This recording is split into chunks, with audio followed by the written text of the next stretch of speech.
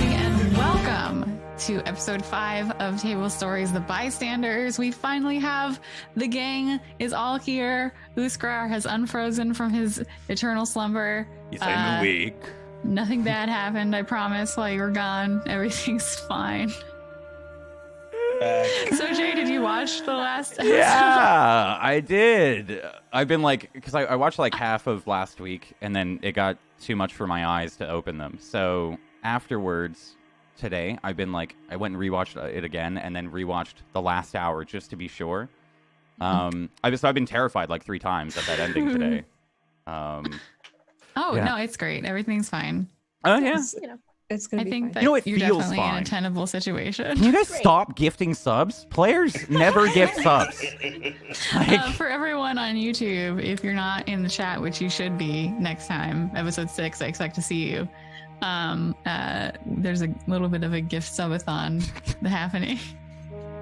So that's that reference. All of the players are gifting subs for some reason. I don't think it's because they like being here. I don't know why. We're not delaying the mist situation. So if we just make a hype train happen, then maybe we won't have to worry about the, weird mist that's outside the car killing everything.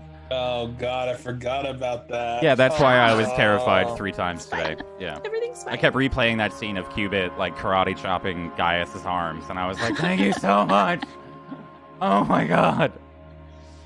Yeah, I mean, I don't think personally as a GM, I'm just straight up gonna say, I don't think a 3-hour episode and 3 more 3-hour episodes of all of you trapped in a car slowly going mad is interesting.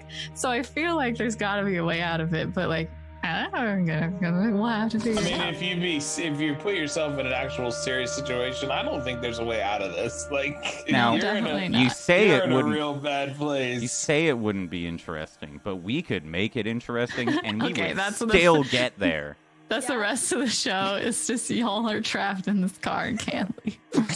Okay, go fish. It turns into who's gonna eat who first? Uskar, I'm picking number between 1 and 10. Yeah, that would be it. What is the I Spy with my little eye situation? Yeah. Something that is green. Nothing. There's Wait, nothing. no, it's not green. Nothing is green anymore. Oh, I thought the gas was green, is it not? No, it's like a white mist. Oh, I just heard it green on the news broadcast. That's what it was. Okay. Yeah. It was that was the particles. They colorized it for news. They do weather patterns and stuff. This whole time I was like, it's a deadly green gas. And we're surrounded. Maybe you have weird eyeballs. I'm not judging you. Colorblind. I say it's white, you say it's green. Colorblind. Weird future space colorblind. It's a thing, right? I don't care. One thing that I realized that we did forget to do is that our characters leveled up to level 3 before last session, but we forgot to roll for extra hit points, which I don't know, may or may not be a useful thing that you kind of want. So before we start the session, I want to make sure that everybody gets their extra HP. So the way that Stars Without Number does leveling up in terms of hit points, you'll want to roll a number of d6 equal to your new level, which at this point is 3, plus your constitution, and then plus any additional stuff you get from your focuses or foci. So I believe that Starbuck and Uskar both have the Die Hard talent. So that gives you an additional +2. Okay. So everyone's going to roll the 3d6 plus your con, and then I think it's just Cubit and Uskar get that additional +2. 2 extra maximum Which hit I think points. it's 2 per level. Yeah. So I think it's +6. So we just add that in with the 3D.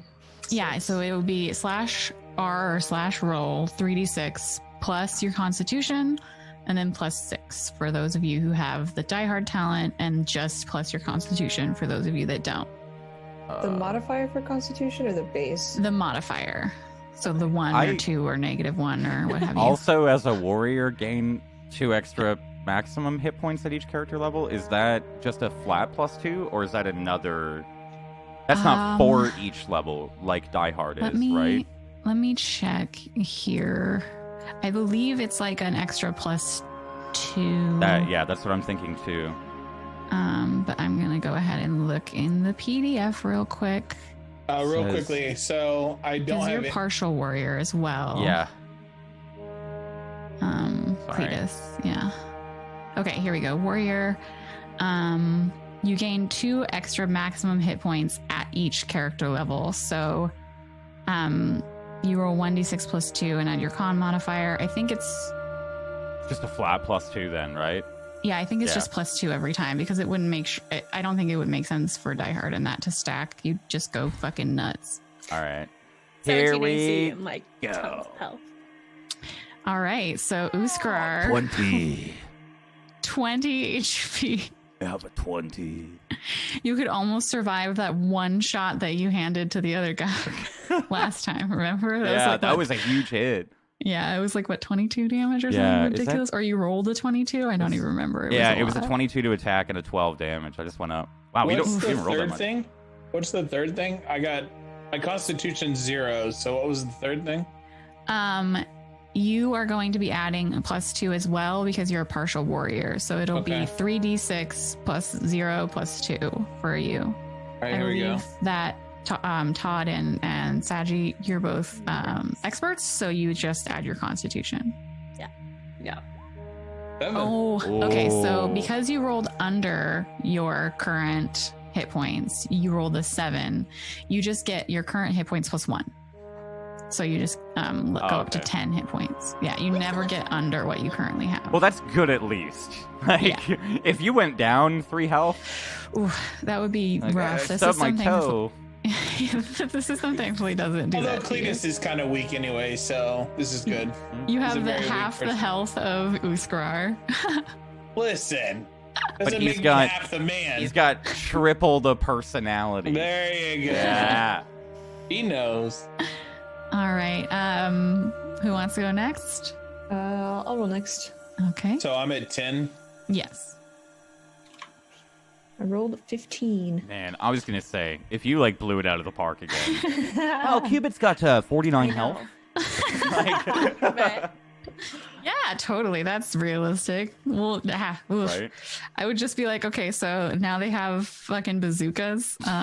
Everything does 46 more per round. Yeah, no, it's fine. It's great. All right. So the 2 experts, you just do roll 3d6 plus your Constitution. So Cubit has 15 HP now. no. Uh-oh. Oh. That one Yelpy. I had before? I think you had 4 before, so this is way Oh better. yeah, no, I had 4. Okay. Yep, I feel real good. So Gelby has 10 HP now, I which only is have like 4 HP. You more had than 4? double. Yeah. Man. Nice. I'm real glad that I stayed behind the barricade. Yeah, it's no wonder you were trying to attention. resuscitate that guy for like 12 rounds. If you walked out there, you would have died. The second you walk around the barricade, you just dissolve, which is totally not what's going to happen when you leave the car. Definitely not. Last but not least, our beautiful Capitan. And it should be +1 with my Constitution. So it's Okay, so you've got 10 HP, you and Cletus. All right, so everyone's all HP'd up. I don't think there was anything else specifically that with that level up other than spending your skill points, which I believe everyone did off stream. Generally, skill points are just going to be used to gain extra levels in skills like punch, stab, perform, notice, etc., or advance your base stats like strength, dexterity, constitution, etc. So that's not as fun as rolling your hit points every level up. I actually really like that. In D&D, I tend to go with the averages when it's going to be harder, but when the system is like, yeah, you're just like in town, it's probably fine. I'm like, let's roll.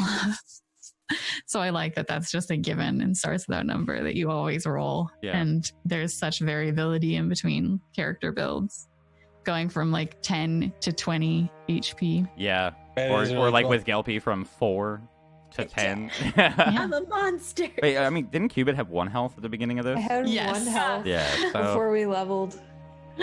all that Yes. compad like using, she's Lifting. getting buff. She's ripped. Yeah. Just No, the forearms dude, though. dude. It was playing It's with the the car lock. door. It's Yeah. a lot. Just every time. She's Definitely. gonna work in those wrists, dude. Do your reps, everyone. Do get your the- reps. what's the hand workout thing where you can like squeeze the squeeze yeah. the springs. yeah, that's I thought definitely you were what talking about a Cubit's been shake doing. weight for a second, but that's No, that's a not what you're different talking- motion. That's Yeah, that one. So last time on the Bystanders, our intrepid adventurers had to choose between leaving the majority of Racket's gang behind and trying to make it themselves to the shuttle on time, or finding a different way out that involved Racket and his group. But it seems like the decision was kind of ripped from their hands when all of a sudden the emergency news broadcast announced that there was some kind of missile or chemical being fired into the atmosphere by the Jorhildian fleet. So with only a short amount of time to hopefully get out of the way of whatever was coming for the city of Tyver, the crew piled into the ATV, kidnapped the ambassador and his daughter, and headed for what they believed to be the secret Jorhildian military base on the planet's surface. Unfortunately, they were not quite fast enough to completely avoid what had been released into the atmosphere of the planet. They ran afoul of a very massive tide of drones releasing a white mist, and it apparently destroyed and or dissolved all of the plants, including the rubber of the tires that were on the car.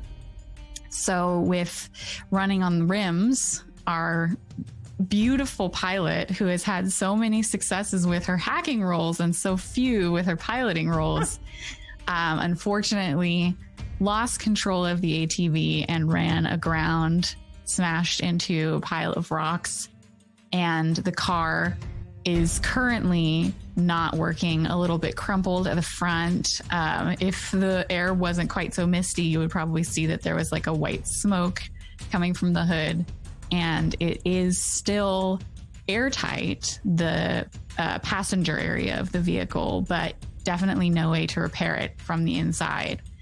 Gaius, terrified, attempted to open the door and make a run for it, as there was only 5 minutes left on the countdown clock for what the general of the Jorhildian military, who had been in charge of the shuttle, the ambassador shuttle, had given them an amount of time that they were going to wait before taking off. And that clock had been counted down to 5 minutes when Gaius reached for the door, and Cubit, with her lightning fast reflexes, Lightning fast resources. And works. resources. shut him down. So this is where we begin the episode. I believe, can you remind me, was it Amara and Gelpy in the front of the car? Yeah. Right. So Amara and Gelpy are in the front two seats. Uskar, Cletus, and Cubit are in the middle row by the door, obviously is where Cubit is. Gaius was directly behind Cubit, which is why he was able to reach for Cubit's door. And next to Gaius is the ambassador, and next to the ambassador is his daughter. And that's currently the occupants of this wrecked vehicle. What do? You've just stopped Gaius from opening the door. The mist is still outside the car, but the drones are becoming sparser. So perhaps whatever this wave of chemicals or whatever it is passing you over and passing you by. But it still is outside. I think Cubit would kind of look at Gaius very stern, with a stern manner, and reiterate that we don't know what this is, Gaius. You can't just open the door and put us all at risk. And Gaius, who had like grabbed the comm pad from your hands and like pulled it forward to see the countdown clock, said, "I don't know what you think you're doing, but we're losing our last chance to get off this fucking planet." and like points at it again, and it's counting down from 5 minutes. We may still have time. We just have to figure out how to get outside safely. We can't just risk everyone in the car because we have 5 minutes. Yes. Guys, she is right. Okay? She's a woman. Very smart. Okay? You see what she do with the compact? Do we trust? So, Amara, you've just like perhaps there's still the airbags from the different sides in front of the car slowly deflating in front of you, and you can see the massive boulder that you've unfortunately like rolled the car into. The people in the back, Gelpy and Amara, you can hear like everyone behind you suddenly erupted into some kind of like panicked fervor. Are you two? Yeah, I think Amara would just be like in that moment of fuck, I did it again, not again, and looks at Gelpy, and I'm just like, I'm sorry, what do we do? Like she has no idea what to do in this moment. And Gelpy will probably, because Amara has kind of been there, like, I think it like been through the emotional moment that Gelpy has gone through. She's just gonna reach her hand to Amara and kind of look at her and say, We're gonna get through this, Amara, and this is not your fault. So please, don't stress. Calm down. They need a leader right now, though. And then I'm just gonna point behind us, and I'm saying this kind of like hushed while they're like arguing in the back. Uskar is yelling, Gaius is yelling, Cubit is very softly being like, please don't kill all of us. Cletus, what you're in between Uskar and Cubit, and Gaius is yelling like basically right into your ear and being like, I seriously don't understand why we aren't already going. Yes, we don't know what this is, but this is our only shot. Why are none of you agreeing with me? We have 4 minutes now to get to that fucking shuttle. Yes, okay, but the snow is going to kill us. Snow. Is that not good, guys? Even Uskar knows that. That's why we listen to Capitan, right, Capitan? Right, what do we do? Everybody calm down. Everybody calm down now. That's why we listen to Cletus. Cletus, what do we do? Cubic, can you fix this? Well, we need to identify what these drones are, what they're doing. I don't know if I can. Well, it looks like the drones are going away. I think we're more worried about getting a vehicle to get there, right? I think Cubit would kind of like look around. I appreciate your belief in my abilities, but I don't think that I could fix this I look at the compad in, less than 4 minutes. From inside the car. From inside the car. Okay, me, I have idea. I mean, we could always. Gaius could go test outside for us if we wanted to, but If we jump a great idea. all at the same time, we can move the car. 1 inch at a time. Uskar just shoves his leg through the bottom of the car. Starts walking like the Flintstones. I had the idea, I'm not gonna lie. No chance of legs melting off at all. No chance. No, me, I have 17 AC. Yeah, a plant definitely doesn't have 17 AC. That could definitely be it. I will say that in terms of like understanding what's going on outside of the vehicle, rolling notice would be a way to get more information, right? If you wanted to take a minute and be like, what is going on? Like that's definitely available to you. I could roll that if you want. I have a 0 in notice. What do you have? No, it's not bad. I have a 1. It's a 0 as well on my end. Right. Oh, she has a 1. I vote Gilpy. I got a 1. I have a 1, but it is a -1. So Gelpy's really good at noticing things. All right. So while this discussion is happening and Cletus is like, Cubit, can you do something? And Cubit's like, not in this much amount of time. Gelpy, are you taking an eye outside to check out what maybe the Mr. drones or whatever is happening? So I'll like, after talking to Amara and trying to like calm her down, I'll just kind of like look outside my window, and I'm just gonna like try and see if it looks like the drones are dispersing, or if there's anything still living. Do you want me to roll it with wisdom as the feel for it? Okay. Yeah. And no modifiers. Okay. So I feel like you can. You rolled a 6. Yeah, there we go. So Gelby, you have what would be a better view if most of your front windshield wasn't currently occupied with a giant rock. But like looking out the window, you're trying to maybe make sense of what's going on or like get some information, and all that you can absorb is this arguing from the back seat, and your eyes are just frantically like moving back and forth, but not really like seeing anything. You will like, obviously the things you see is that like there are these drones spraying this white mist. Any plant life that you would have noticed before is now like a pile of what looks like maybe like ashes or some kind of like muck on the ground.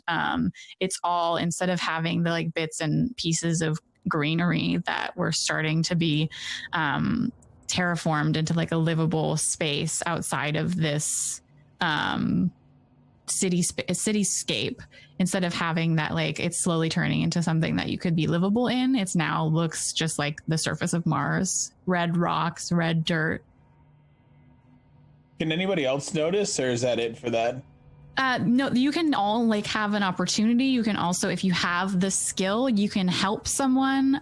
Generally that's like, you have to meet the same, like this isn't a difficult role. An 8 is like an ordinary person. I believe that's what it says. Let me look up the basic moves. An 8 is like a competent professional would succeed at this more often than not. So it's basically like you can see what's going on, but you can't necessarily understand it if you get less than an 8, which is like you can see that there's the mist, there's the plant life has been like turned into this ash or black like gunk, but you can't necessarily like make a leap from like what you're seeing to what is actually going on without like an 8 or above. If someone wanted to assist someone, they would have to also get an 8 in order to give a +1. So in the end, it's not like they would already have the information themselves.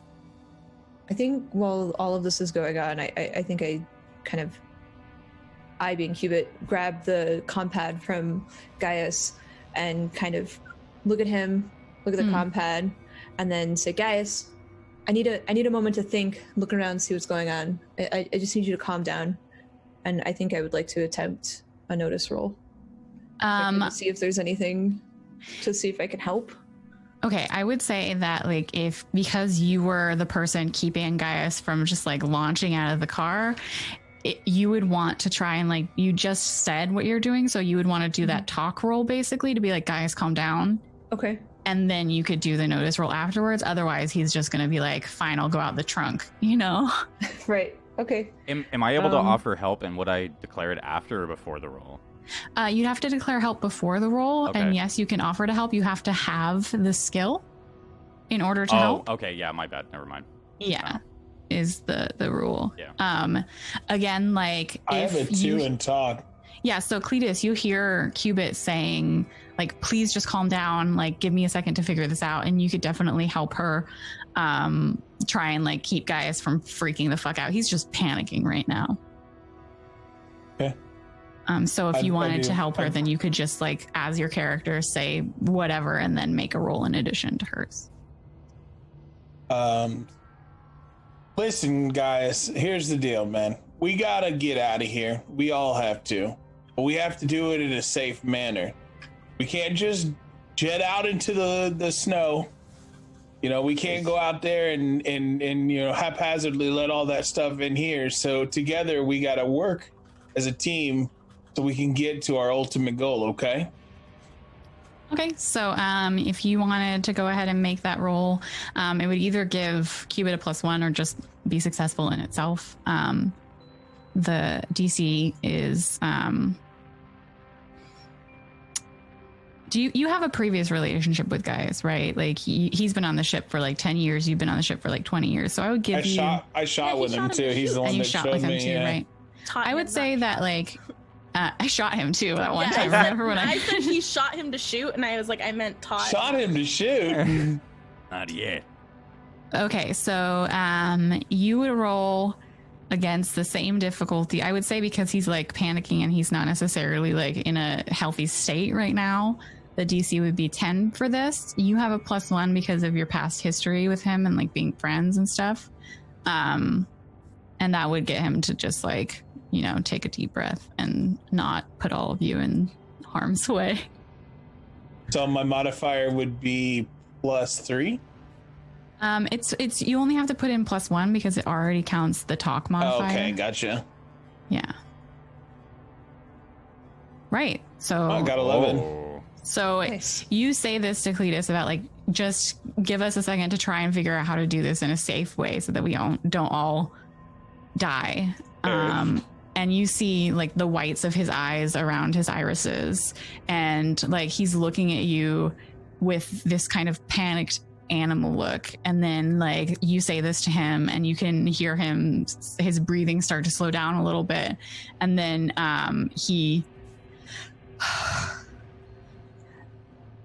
you're right, but whatever you're gonna do it quickly. We only have 3 minutes now. So he's taking care of Cubit, so you could do your... Would I do it with wisdom for my notice? Yes. Okay. Mm-hmm.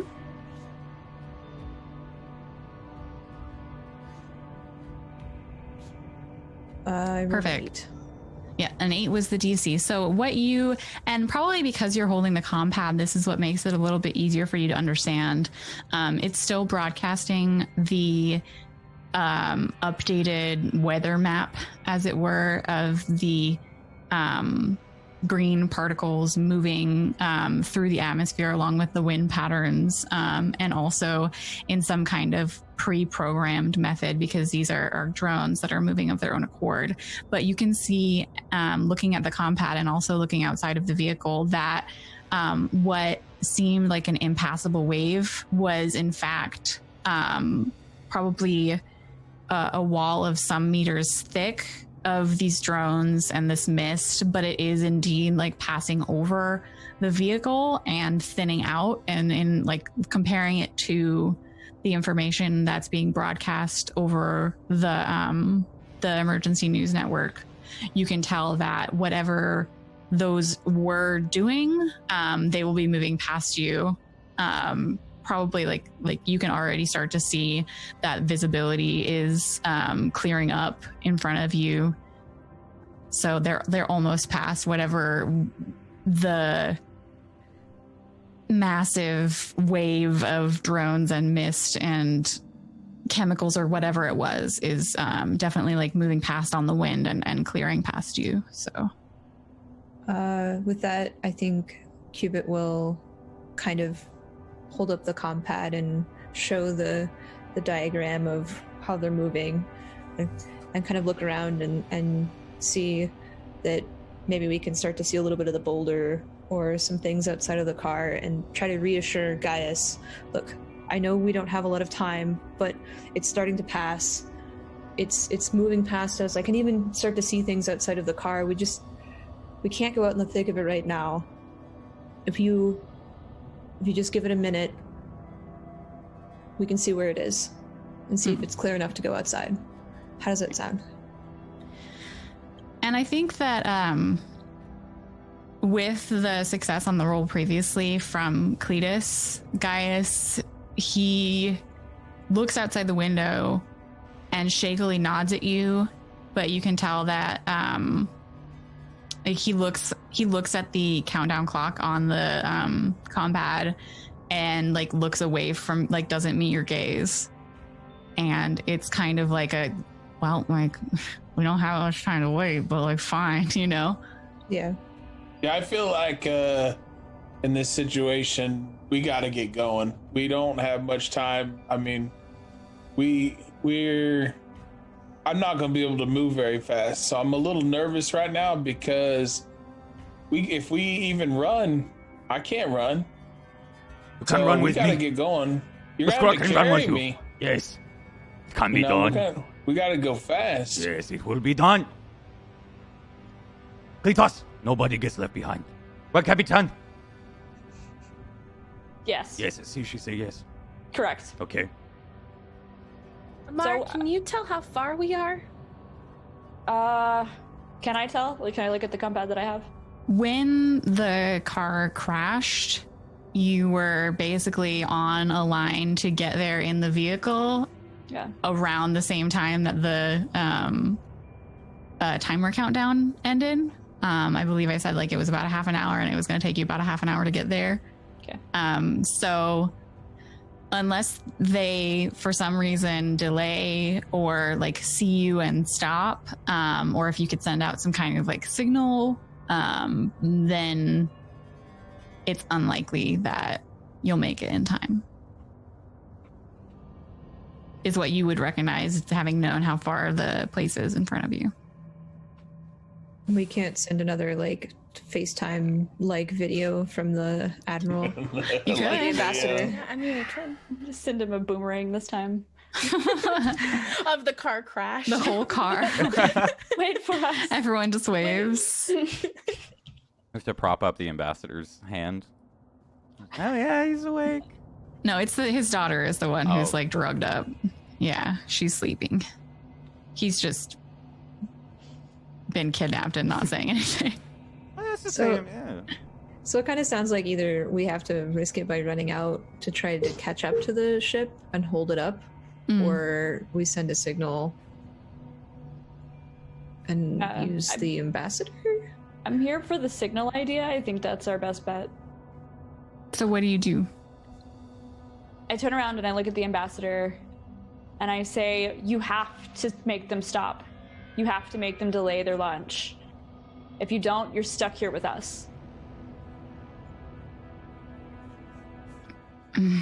With your daughter. Being with my daughter is what I wanted this whole time. So that is not an imposition as to trying to hold up the shuttle launch. I have No, what I'm saying is your daughter is in harm's way right now. Not with us, though. With the With The the drone. situation. Yes, we are strong. Can protect. yes. Okay, me have idea. What if we scroll run? Then we can catch up. I'm very big and tough. Can catch up to the ship and say, wait! Whisker has friends. And the ambassador looks at you, Cletus, because you're like kind of right directly in front of him, sitting in the car. And he says, they already delayed. I have little hopes that I can do anything to make them delay more if they haven't taken off already. But if you want me to send a message, of course I will. Yes. And he looks at like the gun on Gaius's lap. Cubit gets her hands ready. Grazie. Well, let's make sure there's no bodies in the background, and let's get this message going. So Filming it or sending it, or typing it. I don't know what would be most effective. Like if we can. Do we want them to know that we just crashed the car on the way there? It might give us an advantage. It may not. Yes, maybe. If we show them that Whisker, the big bad man, has captured the ambassador, then they will come get him, and then we... jump. Yes. Yes, it's okay. It's good. Uskar, we need you to come on the ship with us, though. You can't be the bad guy. Okay. Yes. Otherwise, solid plan, though. I like your thinking. Great plan. Good idea. So, Cubit, you have the compad. Are you initiating a call or texting or sending a message of any kind to this guy? Because, like, you don't have very much time. I think maybe a message because it doesn't sound like he's going to cooperate with a video. Okay, so what do you send? You see the, like, clock turn to, like, 1 minute, and you're just like, Oh, jeez.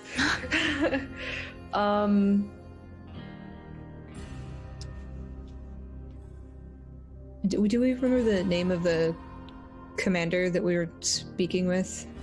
General something that I said that I General. forgot. Okay, I'll just address him as General then. You can say General his name, but it's my Okay, fault because I didn't write General, it down and I'm the worst insert GM in the name. world. General Commander.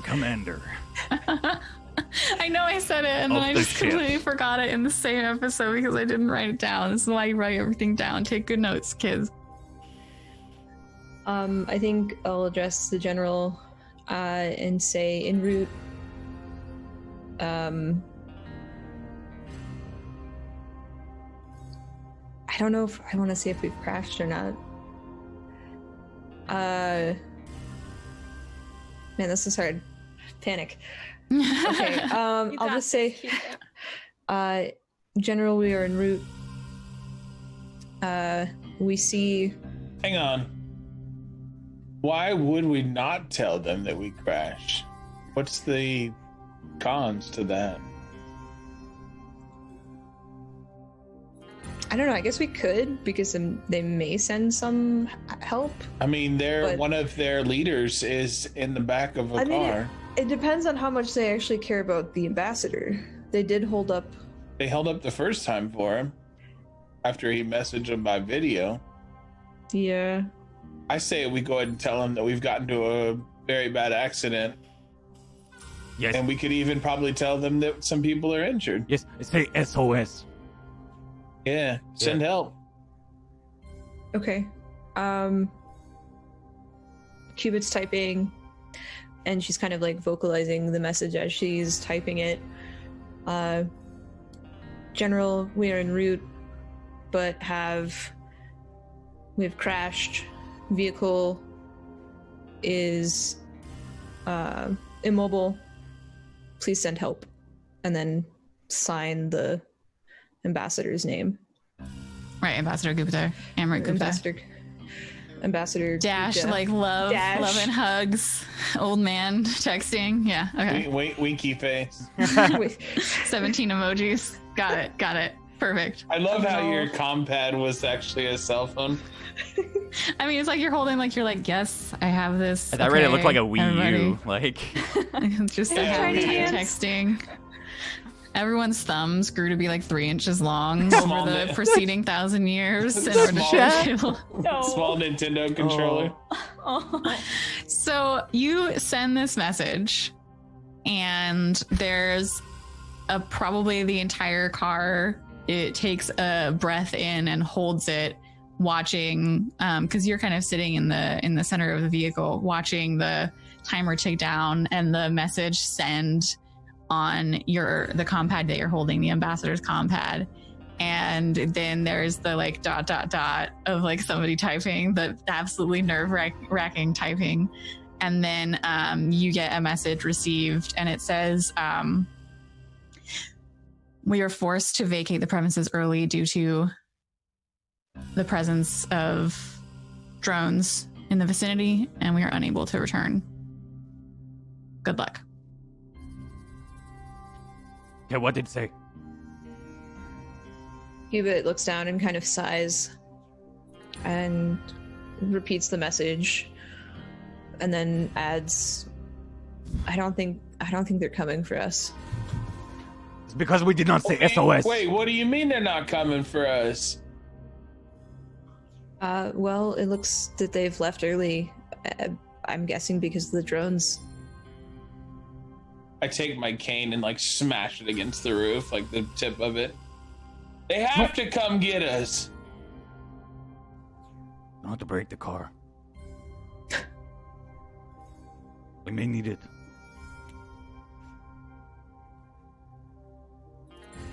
It is okay. We will find ship. Big ship. And we will save everybody on planet. Okay? I think You Cubit still kind of think we mumbles, there has to be another way. Yes. And we will find it, okay?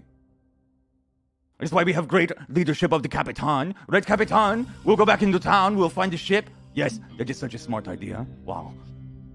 In the back of the car, both Gaius and the ambassador kind of has his head in his hands and is just looking like, for all the world, like he's just been abandoned by the last person that he actually knew on the planet. His daughter is still sleeping next to him, and Gaius he's also looking down at his lap, but you can see from right in front of him, Cubit, if you turn around, or if Uskar is looking. I think that with being angry, Cletus is not looking right now, but you can see that he's looking down at the gun in his hand. What are you gonna do with that, guys?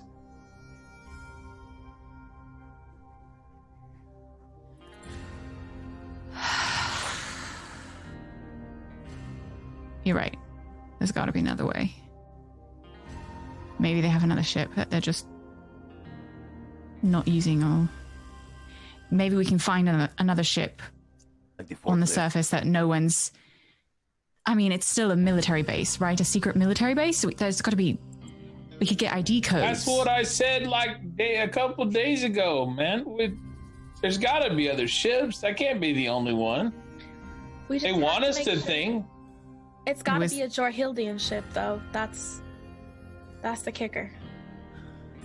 It Or else was the we're gonna- last Jorhildian ship I know that was leaving, that I know of.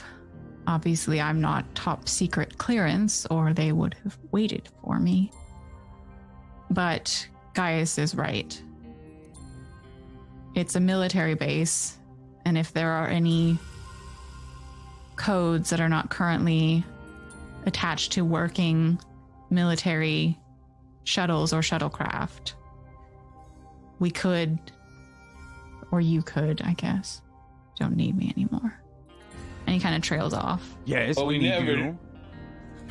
Who else will be angry all the time, you know?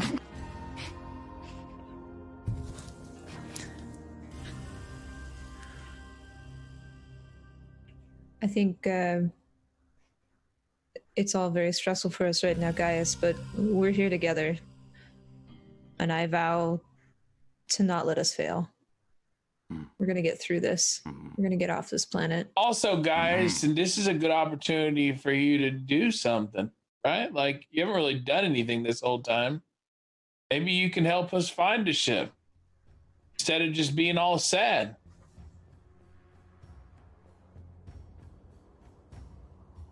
And mad. Gaius is just like, I haven't been sad. I was the Nice. one who decided that we should go to Taiva in the first place instead of back to Shan City, which is where you and he like motions to Gelby and that woman Savara wanted to go. Yes, but you did it while crying. That's right. He did do it while crying the whole time. I did not. I wasn't crying. Yes, you were weeping. You cried the wasn't. whole time. How Like a dare big you. baby. Don't you argue Now be a with me. I man! wasn't crying. You were the one crying. Some bullshit. God, fuck you, all of you. Now, Cubit, she'll make us a new ship, a different forklift, and we will fly away. Okay? Have faith. Out of the forklift.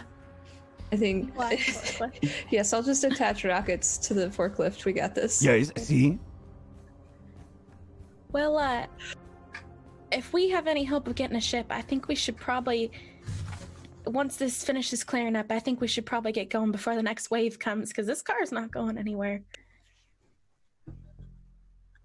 When you say when this starts to clear up, you look out the window again and you can finally see that whatever mist seems to have moved on the wind, and there's not any like drones in the vicinity. Like you look behind you and you can see the tail end of the like drone cloud, and whatever this chemical that they're spraying and releasing over the ground. You can see like a wall of white fog as high as, like, if there were clouds in the atmosphere, then it would have gone past them, but it's as high as you can really look at without the sun getting in your eyes.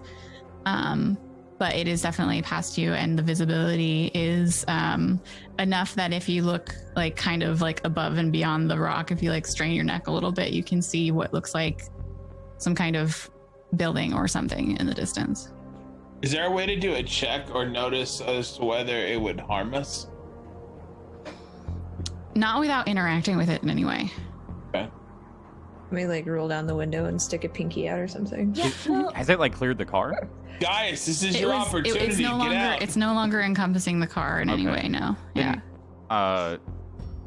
Uskar, Gaius. I think would start to step out. I think, like if we're all noticing that the snow is no longer there. I definitely think Uskar would have already got out because he's ready to go.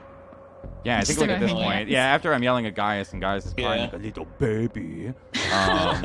Sissy boy. Yes, a little sissy man. I'm gonna open the door, just kind of like tentatively. Stigma.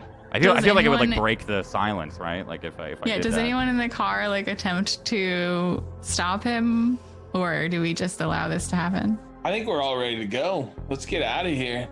I mean, I would feel better if we don't test it with one of us. And Gilpy will kind of like panic, rummage through her backpack real quick. Yes, Gaius, And put your she's hand gonna- out. Hold on. Hang on. She'll pull out the herbs that she gathered earlier. Yeah. What if we throw these out the window really quick Oh, Okay, and see give if they shrivel up? that's a good idea. Uskar will throw. And I'll pass them to Uskar. Okay. So do you like hold your breath when you roll down the window, or do you? I'm not gonna roll down the window. I'm gonna open the door and throw it out real quick and then slam it. And yeah, I actually don't think he would hold his breath. I feel like he would Okay. just open and slam Okay. as quick as he can. So is like are the rest? I'm assuming that like the Gaius and the ambassador are both doing the like instinctive like inhale of Take our breath. shirt up. Yeah. I think Cuba kind of leans away, the comm pads up a little bit. And you throw the herbs that Gelpy gathered out the door, and then shut the door, and then look out the window. And as they're like going through the air a little bit, you can see that they're like still green and fine, whatever. And then when the herbs touch the ground, they start to like darken around the edges and wither. The part of the herbs that touches the ground, it looks like maybe it's been put in the oven, but it's not immediately like dissolving like the stuff that was directly touched by the mist was. Okay. The floor is lava. And that is all Uskar can tell. So we Is have to there any- learn how to fly. I have a quick question for all of you. How many of you are wearing clothing made out of organic materials? Like cotton or something like that. It would be more expensive and rarer. I feel like Uskar might, but you have the outer layer. I guess Uskar only has the pants.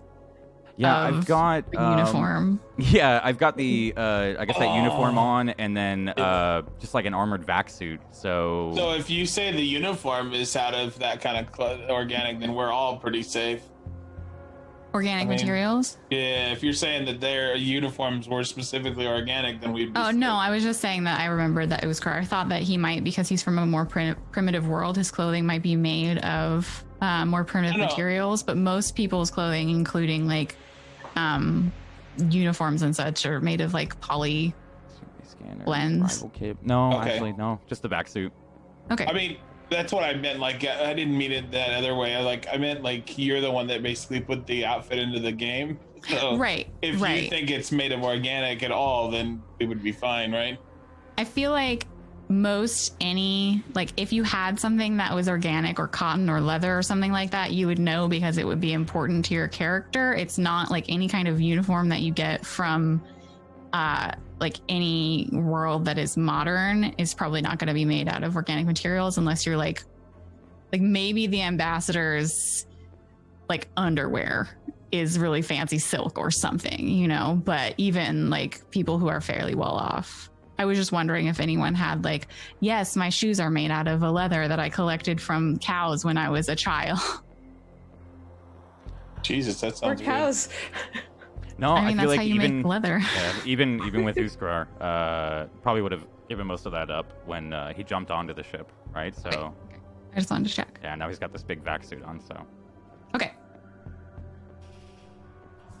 So, yeah, this is what you see. What do you like? You see the herbs start to like shrivel up, but not immediately dissolve into like a weird black ash-like substance. So, Hey, Amara, We must learn how to fly. Amara, Yeah. do you think you could do that thing you did back there and go outside? Yeah, I was thinking that. I'm just not sure if opening the door would be safe for you guys. What was the thing? Oh, my cool. She turned all armor weird. thing. That thing we didn't have a chance to talk about. Oh, that yes! Yeah. It's a long story. We don't have time right now. She is a Night Queen from another planet. No, you saw it, didn't you? You were here when Yes. she got that like crazy stuff on her. Yes, Uskar's thinking that she's a Night Queen from another planet. Well, we didn't get in trouble when Uskar Okay. just opened the door. Yes. That's true. Nobody died. Okay, so in that moment, I like focus my psionics. It's not as, I guess, flashy as it was the first time. It's more like close to me, right at my chest, doing the little hand motions, and it's back up, so my whole suit's covering me again, that matte black. And I kind of look back at everyone. You can't tell that I'm looking at you, but I do. That was today, right? Me doing my psionics. That was in this day, right? Or was it the day before? It was during today, right? I think so. We haven't had like a rest. Okay, so you don't have the effort. You're exhausted. Your psychic discipline is exhausted for the day. Okay. You have to So I commit guess I effort. try, and it doesn't. Unless you leveled that up. Did you? No, I did not. Right. So you only have 1 point of effort for the day. So you can only do it once. Okay. So I guess with that, I tried to do it, and it just kind of like makes a farting Yeah, sound. you feel whatever place in your body, in your mind, or your chest, or like the pit of your stomach that you kind of feel this whatever power it is gather. Like you try and access it, and it feels like kind of like an empty pit in the bottom of your stomach when you're like super hungry. Like you try and access wherever it is that this power seems to come from inside of you, and it's just like you can tell that it's not there for you right now. And has this ever happened before? Like, do you generally have to use this more than once in a day? Has it ever not been there for you when you needed it? I would say more than likely she's tested it several times in one day. Like she's tried to make it happen more than once, and it's like the thing with wild psionics is it can really, if you're not trained in it, it can really mess with your head. It can give you bad side effects. So I think with that, she's starting to kind of experience those side effects. Like she starts to get a headache. She feels, like you said, like that empty pit in her stomach. Yeah. And she makes a fart noise. She looks like she's concentrating really hard on something, and then like all of a sudden like her brow clears and she's like, nope.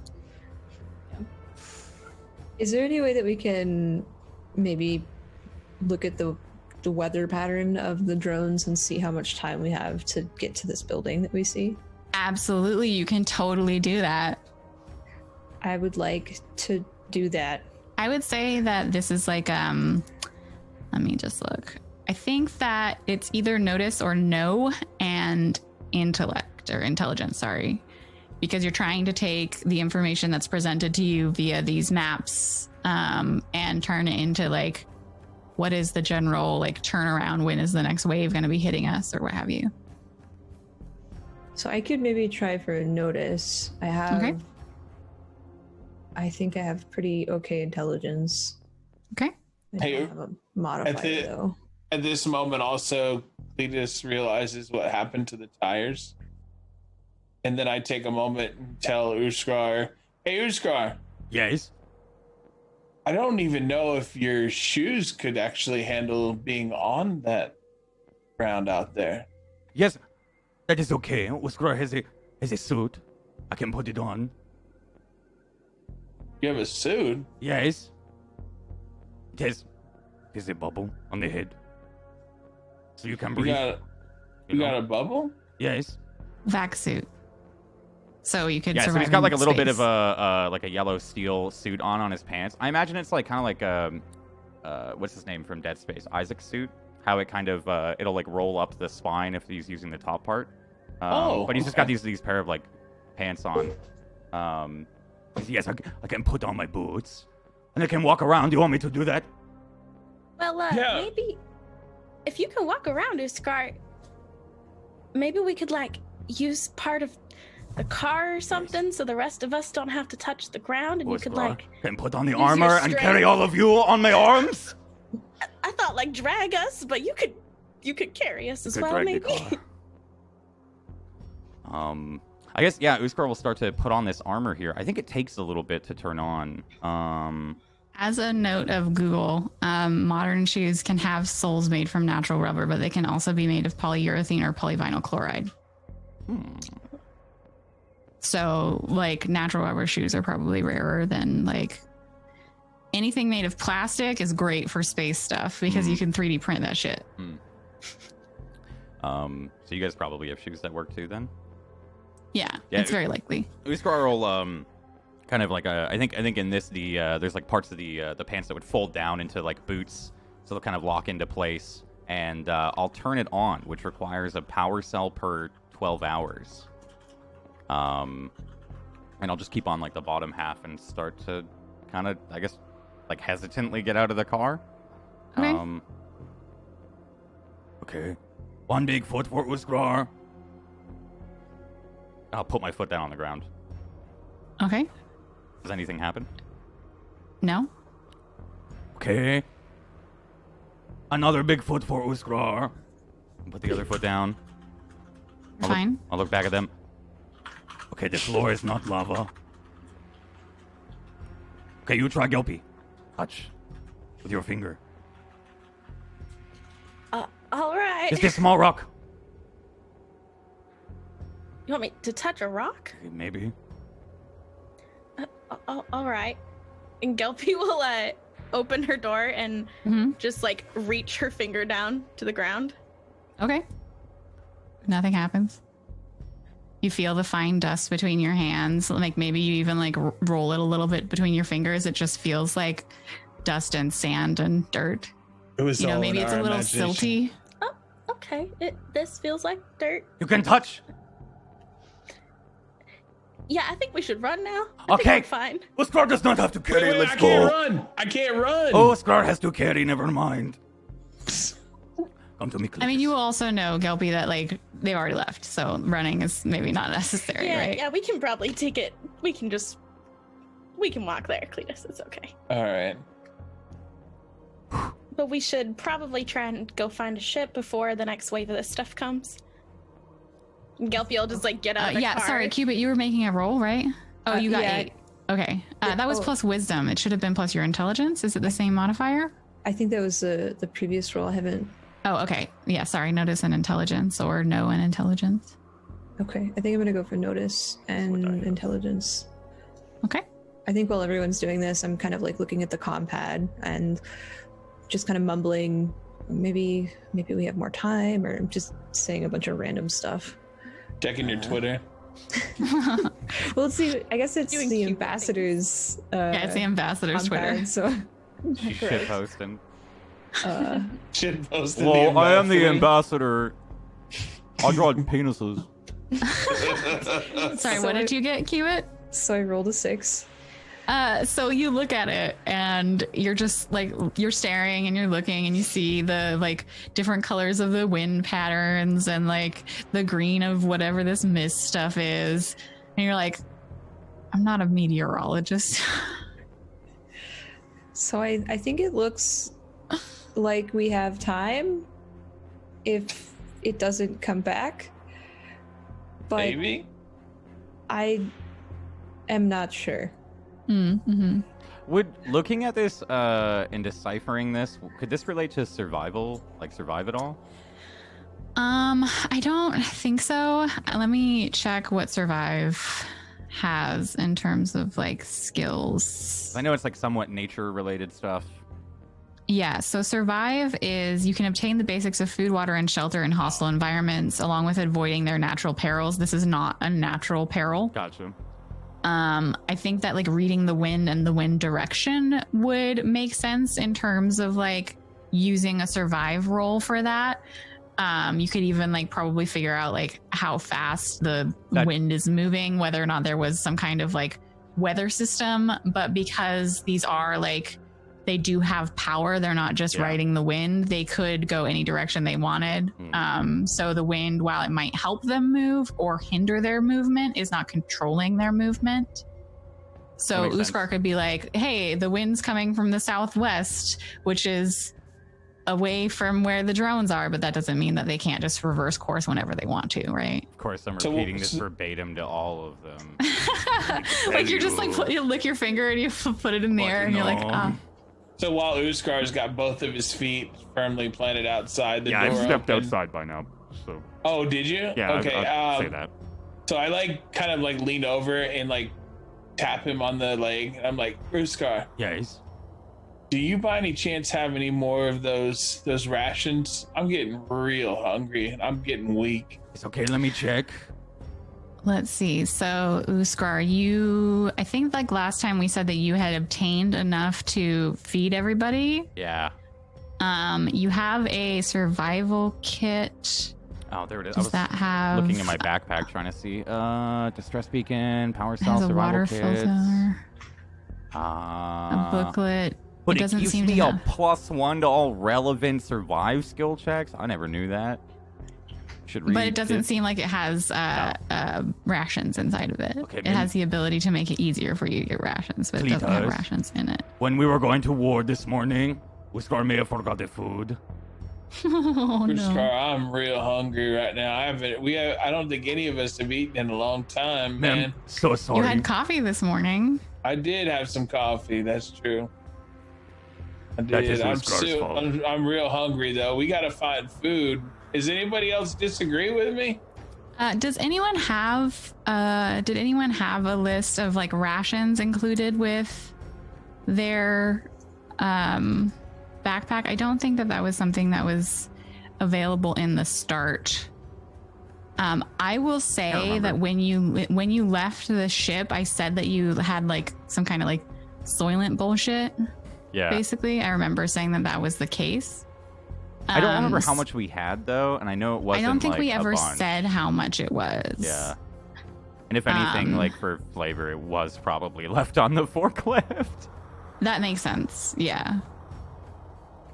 So, if one of you had thought about like, I mean, Cletus, if you're someone who has maybe like low blood pressure or something, you were asking for a sandwich or what have you in the morning, if you would have thought about it, because you guys did have time when you were gathering the uniforms and putting them on, like you could have gone back and put like a 1d6 of rations of this like, nutrient material in your bag. But it's up to all of you to like think about whether or not your characters would have thought of that, right? Well, the other question too is with the situation that we're in, we need opportunity for sustenance in the world right now. Well, there's none out in the open, that's for sure. Not anymore.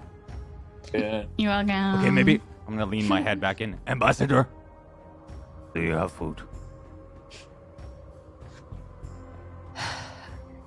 And he like looks up from his like hopeless mental circles or whatever he's doing, and he says, I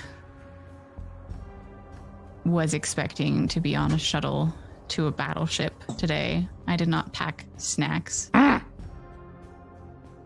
There's food still in the kitchen. I mean, I'm not at listening. And I'll just The embassy. go to the car. I reach into my pocket where I But I don't. normally on the opposite side, and I realize, oh, don't worry. Actually, I think I brought some of that stuff that we had. The rations. The rations. I'm Okay, gonna- so while we're thinking of it, because like it wasn't necessarily something that came up, but you did have time, who thinks their character would have thought, like, oh, we're going to this shuttle, let me get a snack real quick? I think Cubit was just thinking about coffee and was like, Okay. that's it. Uskar was ready to go to war. Okay. You guys didn't give me Guilty. breakfast, so I was No, kind it of makes screwed. it makes sense. It makes sense fictionally that Cletus would have been like, I'm hungry. I didn't have pancakes. So you can roll Yeah. 1d6, and that's the amount of rations that you have on you. And that's enough for Jesus. one person for God, one day is what a please don't ration be is. one. Oh God, please! This is the most important role of the entire night. This is it. It turns out to be a small peanut without the shell. Oh no. Oh, we got Nice. a 5. Nice. So 5 go ahead small and put on peanuts. your Got character a small sheet that you steak. have 5 rations. Cold pancakes. It's like a nutrient paste. Yeah, like kale paste or something. Yeah. Oh, come on. On another It's a steak sci-fi and baked show, potato. we It's a called it steak kale and baked paste. potato. It's a dehydrated steak and baked potato. God, leave I me mean, alone. Size of whatever it 2 is, raisins. it's definitely dehydrated. I think Cubit kind of looks over as you're pulling this out of your pocket and is like, I think I'm good. Oh, yeah. Okay, so you have 5 rations in Where your... do I put this? You would put it on your character sheet at the very bottom where it says gear. And you can go ahead and add 5 rations. And you can just call it like rations and we'll know what that is. I'm going to call it steak and baked potato. Sure, it's dehydrated steak and baked potato. You have to find a rehydrator to make it at all palpable. Oh no, I'll hydrate it with my mouth. You see his cheeks go. I'll moisten that meat. Don't worry about it. Jesus. While Uskar gets out of the car, I'm gonna go around to the other side where Amara is. Okay. Or wait, Okay. are you in the driver or in the passenger? You're the Amara's driver, right? driving. Yeah. Yeah, I was the driver. Probably Yeah, the so- door's open by now. I'm getting ready to get out. I'm gonna walk up. Capitan, we need to talk. And I'm just like, yeah, Okay. what's... Come with us, Gra. It is safe. The floor is not lava. Do not worry. Okay, so who's getting out of the car? I get out. Okay. Yeah, I'll probably hop out on my side since I touched the ground anyways. And as long as you're not wearing like fancy leather shoes, it's probably just made of plastic, the soles of your shoes, so don't worry about Gaius is fucked. Then it. He's got like leather just imagine cowboy like boots. yeah, like snake boots or something. As soon as Amara and I are a couple feet away, Uskar will not attempt to lower his voice. But Okay. Capitan, we have important leadership advice. Okay? You're an amazing leader. Uskar respects you as the Capitan. Okay? Thank you, Uskar. That It's is really why nice. Uskar has saved this mug. I'm gonna pull out the broken number 1 captain mug. Okay. In a small little pouch. It was the previous captain's, but now since you're the new captain, you get the mug, but it is broken. Don't worry, Uskar knows how to glue things together. But you must say, to be the number 1 captain, you must see, I'll point back to the car. your flock is starving. We must get food. Cletus is going to die. If he does not have food, then Cletus may betray us, and that is not something that you Camera want. pans to me just like, Ripping into an MRE, yeah. Cletus, he may break rank if he does not get food. And Gaius, he's a little baby, so we cannot rely on him, okay? Uskar can look for food, but they are starving. Look at Cuba, she is going mad. And Amara just like puts her hand on Uskar's shoulder and just like to calm him down because Yes. she's incredibly overwhelmed by all of this information. He's panting just really like- heavily. Uskar, Yes. it's gonna be okay. We're gonna Okay. get some food. Okay. What I'm gonna need you to do is hold on to that mug for me because you know me, I might break it. So you hold on to that, okay? Okay. He's looking at it like Yes. it's already broken, but okay. I might further break okay. it. All right. Okay, so what do we do? I think we need to either decide that we're gonna go back to Racket and deal with, our problems there, or go forward and try to go to the base. But I think we need to decide that as a group. I don't Yes. think I can make that decision. So let's go talk to Gelpy and the gang. Okay, yes. I lift my. We will I lift decide my with the head group, up. but we will motion to both of us. We'll help them decide with the group, okay? We will Yes. lead them in that decision. We Yes. will. You're a good You are leader! right. I'll slap my fist on my chest. Start to walk Thank away you. with her. Can we hear you right now? He didn't make any effort to Abso-fucking-lutely. lower his voice. Absolutely. So I like lift my head up from like snacking and I got like a little bit of whatever kale crab on my face. I think the ambassador is looking over at you going like, And I'm like, I think we're really too far to go back right now. I can't walk that far. Uskar. Yes. Nudge. See. See. And so Gelpy, Cubit, are you out of the car?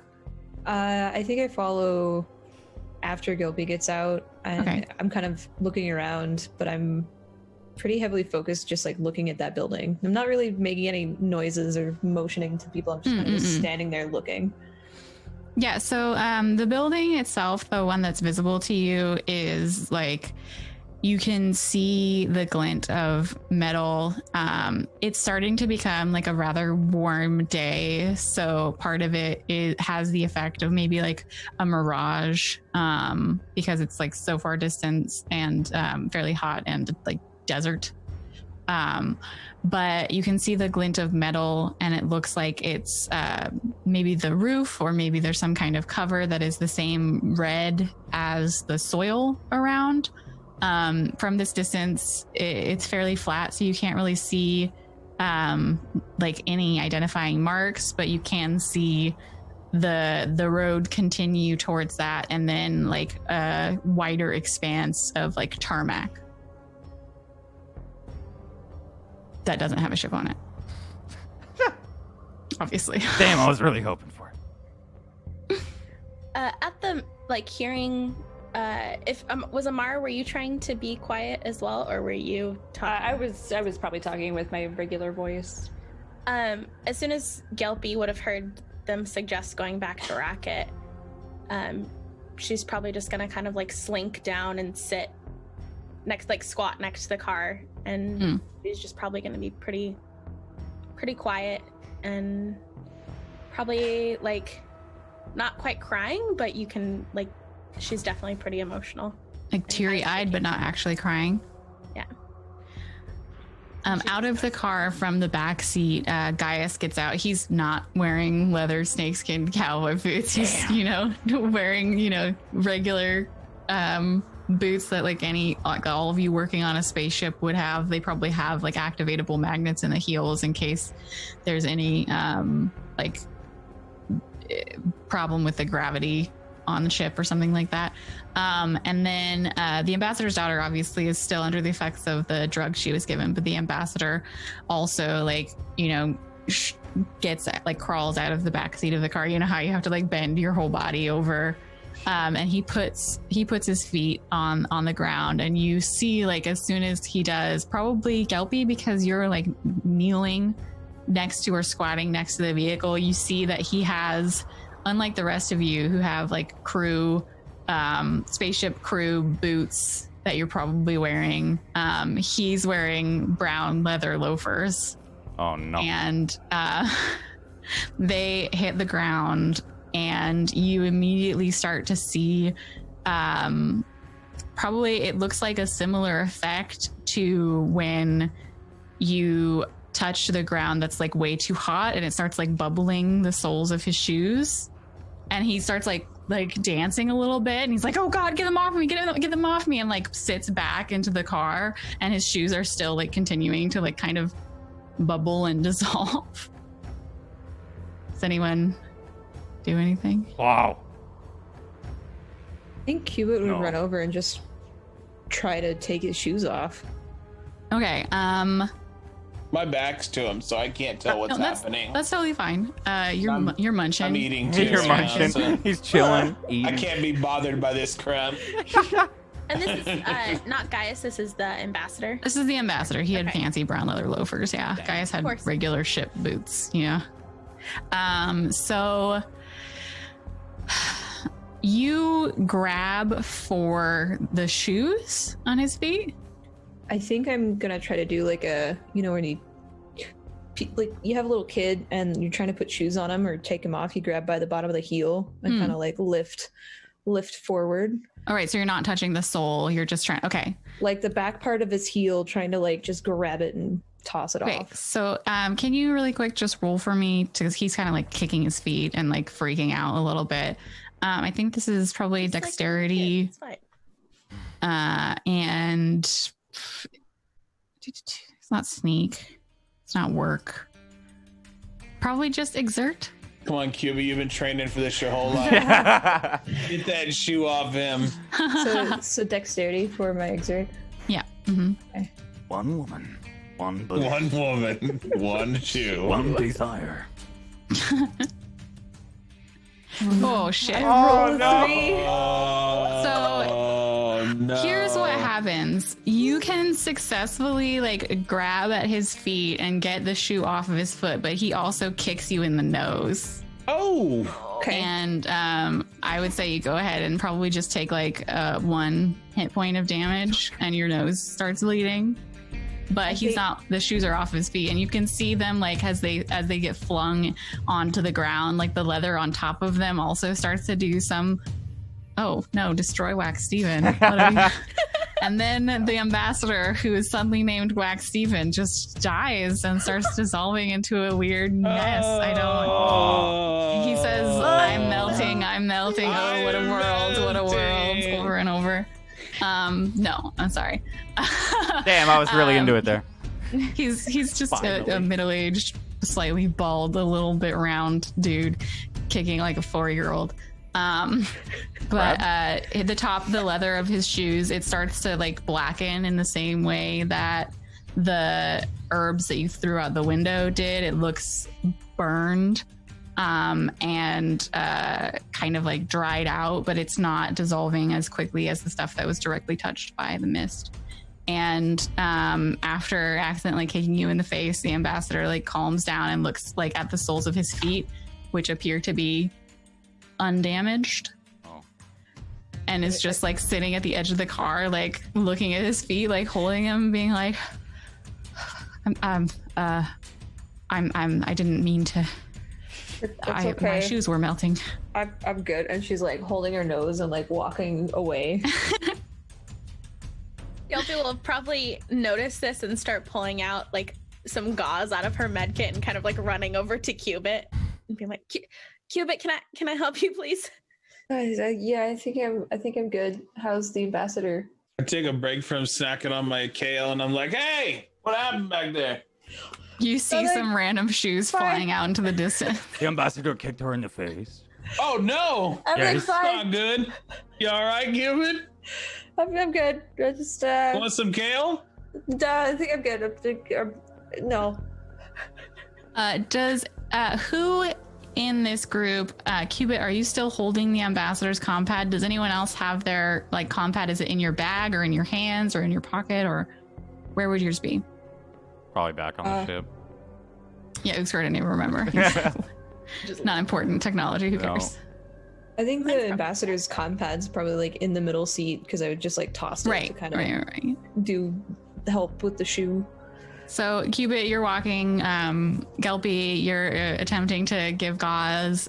Both Amara and Uskar are probably walking back towards the car. And then in the middle seat, just laying on the car seat, what the ambassador's compad activates, and you see that it's again the emergency broadcast network and the presenter Lee Soo-hyung, who is looking a lot worse for the wear. He probably hasn't slept since this whole thing started. He has lost his tie entirely, and his suit jacket is still on, but it looks like wrinkled at the bottom and the back, where he's probably like sat down and stood up a bunch of times. His hair, which used to be like perfectly swept aside, now has like several tracks in it from where he ran his hands through it. And he's just like red-eyed and looking at the camera and says, breaking news about the contaminants launched into the atmosphere by the Jorhildians. Our scientists have been working very hard the last hour and a half to find out what exactly this is. All we can tell so far is that it is some kind of unknown advanced Maltech, an anti-terraforming chemical. It targets and destroys exposed living compounds, flora and fauna, and has been engineered to be ineffective or rendered inert when it comes in contact with human flesh. Attempts have been made to contact other systems, but the Jorhildian fleet is still jamming all of our communications. Can we hear this right now? Yeah, it's coming off of the Are pad. you It's telling like me we never could have got heard that whole time? the Shan government is attempting to resume talks with the Jorhildian fleet, given this new technology and information. Please, everyone, do not panic. Any food stores that have been kept inside and untouched by this chemical should still be edible. Do not bring them outside. Please stay in your homes. Please remain calm. And he's like blinking and looking like, God damn it, like this is the longest day of my fucking life. We will update you with any information as it presents itself. And then it does the loop again where it will continue. But now it is silent after the first announcement, and it's just broadcasting on the compad until it deactivates in the center of the car. And with that, we are going to go to our first break. Wait, already? Yeah, right? I think so. Am I like, it's been an hour and a half, right? Like, I'm not wrong, right? Oh, No, you're right. I Thank just you. didn't realize what time it was. Thank you, everyone, so much for watching. Thanks, everyone, for tuning in here on Twitch. And those of you that are tuning in on YouTube, wherever you are, don't forget to check out our Discord, discord.gg/tablestory. Come and chat about the show. We'll see you guys in a few minutes. See you soon.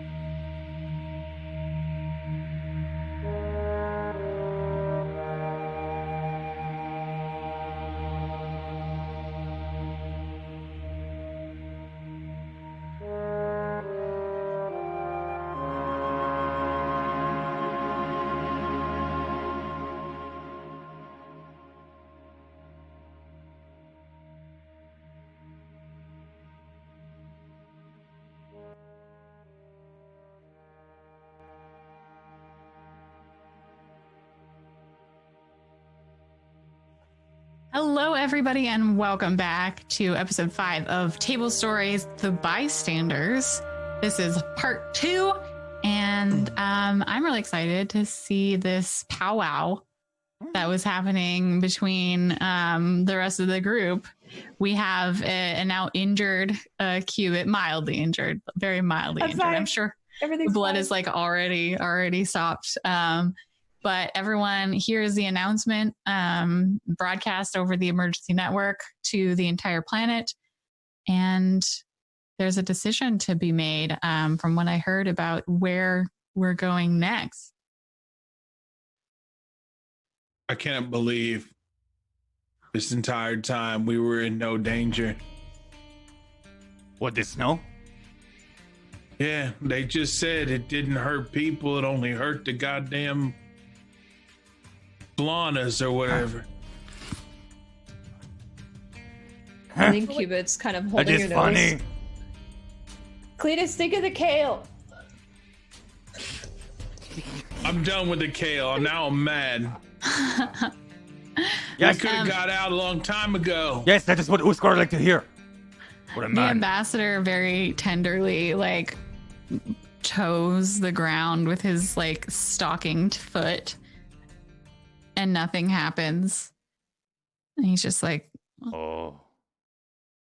does anyone have non-leather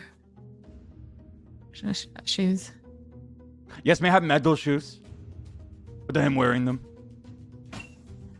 I think an extra pair. Do you have an extra pair? She's gonna make one. Out of 3 snakes she finds in the desert and some twine. They're all dead and turned into dust. Doesn't the have to hunt med 'em kit then. have anything that I can Huh? make shoes out of? Would the med kit have anything I can make shoes out of? Not. Gauze around his feet.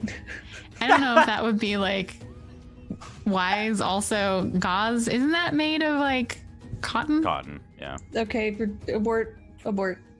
Listen, I have an idea. This is a little crazy, but what if I Like- gave him my shoes and Uskar just put me on his shoulders? Yes, okay, we could do that. Hmm. But me was going to offer to carry the girl.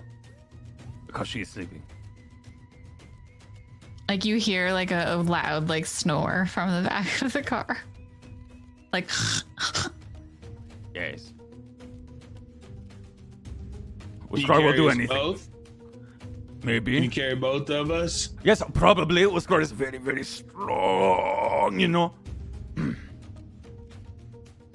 Okay, you come Isn't here. a bad We- idea. shouldn't we decide where it is we're going before you carry anyone anywhere? Yes, Amara had a choice to make. Yeah. All right. I think we all agree to go forward where we were going before the Forward? military base? Onward. Yes. What That way. Uskar thinks. Are we making it so? I suppose so. Yeah, I don't think there's much to go back to. I think we're going forward. That way? I'm gonna like flash Amara a thumbs up. Yeah, you did it. Good job. Yeah. Gaius opens up the like trunk of the car and starts grabbing his pack and violently kind of throws the ambassador's like fancy, probably also like custom leather monogrammed tote bag at him from the back of the car, which he like catches and like attempts not to drop on the ground. Okay, Cletus, come here.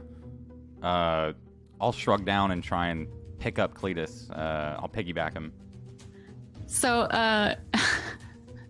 Cletus, do you think that this would be difficult? All of it would be very much. Okay, so Just because he's carrying me ain't gonna make this city Exceptionally easier. difficult. Yeah, this ain't gonna be easy. so I'm gonna say because it's your character and there's no like rules about weight and all, like you can probably give the difficulty of like piggybacking Cletus in terms it's a new of thing on D&D now. yeah. So You the just skill check piggybacking. difficulties 6 is a relatively simple task. That is, well, actually, here's the thing. I think that Uskar carrying people is they can expect to manage that in their regular background. Like Uskar hauls all the time. Yeah. Crates. Yes. So yeah, unless you think there's something especially difficult about like carrying Cletus in particular. And Cletus isn't like heavy. He's a normal old fella. Like, Right. there's Yeah, no expense. I mean, I'm probably simple for you to carry, but for Okay, me okay. personally, getting up there is gonna not be easy. Right. Okay. So do you take off your shoes? I do. Okay. I kind of like a child stick my legs out towards Uskar to have him take them off for me. Oh yes. Okay. I'm gonna Uskar, Can you watch get your these nose. shoes off? Watch your nose. Wait, I'm they don't pulling the foot, stink? not the nose. and I'm just gonna keep pulling like I don't understand it. Oh, they do stink. No, They they don't. don't. I don't There's have that stinky stinky. fingers, Uskar. Oh. Stop it. Oh. You don't know that. Stop it. I'm kidding. Okay. I'm gonna hold the boots out to the ambassador. He takes them from you and like delicately is like not smelling them, but with his feet already on the like relatively hot ground. I don't Listen, think I don't that. have stinky feet, y'all. Come on. Yes, it was a joke. Okay, it was gross, the stinky one. Jeez. Yes. All of a sudden, a weird smell starts filling the car. You Oh smell- shit! It that was is kind the of burning flana. I was sweating a little. What do I roll here to pick up? I Cletus. feel like because you are like a laborer, I don't think that this is difficult enough for Oh, okay. you to need to roll for it. Okay. It only would have been if Cletus was like, well, I'm 600 pounds. I know I didn't tell you Yeah. that Yeah, before, yeah. but like now I'm deciding that that's what the case is, you know? Yeah. Sorry, I'm about as big as a forklift. What you gonna do? Yes, me have lifted the forklift before. Yeah. So I'll just lean down and kind of. Okay, arms around the neck. Yes. When he gets them around, I'll just like pick him up by that with his arms. Piggyback. Yeah, and just. Okay, we have it. Give me the girl.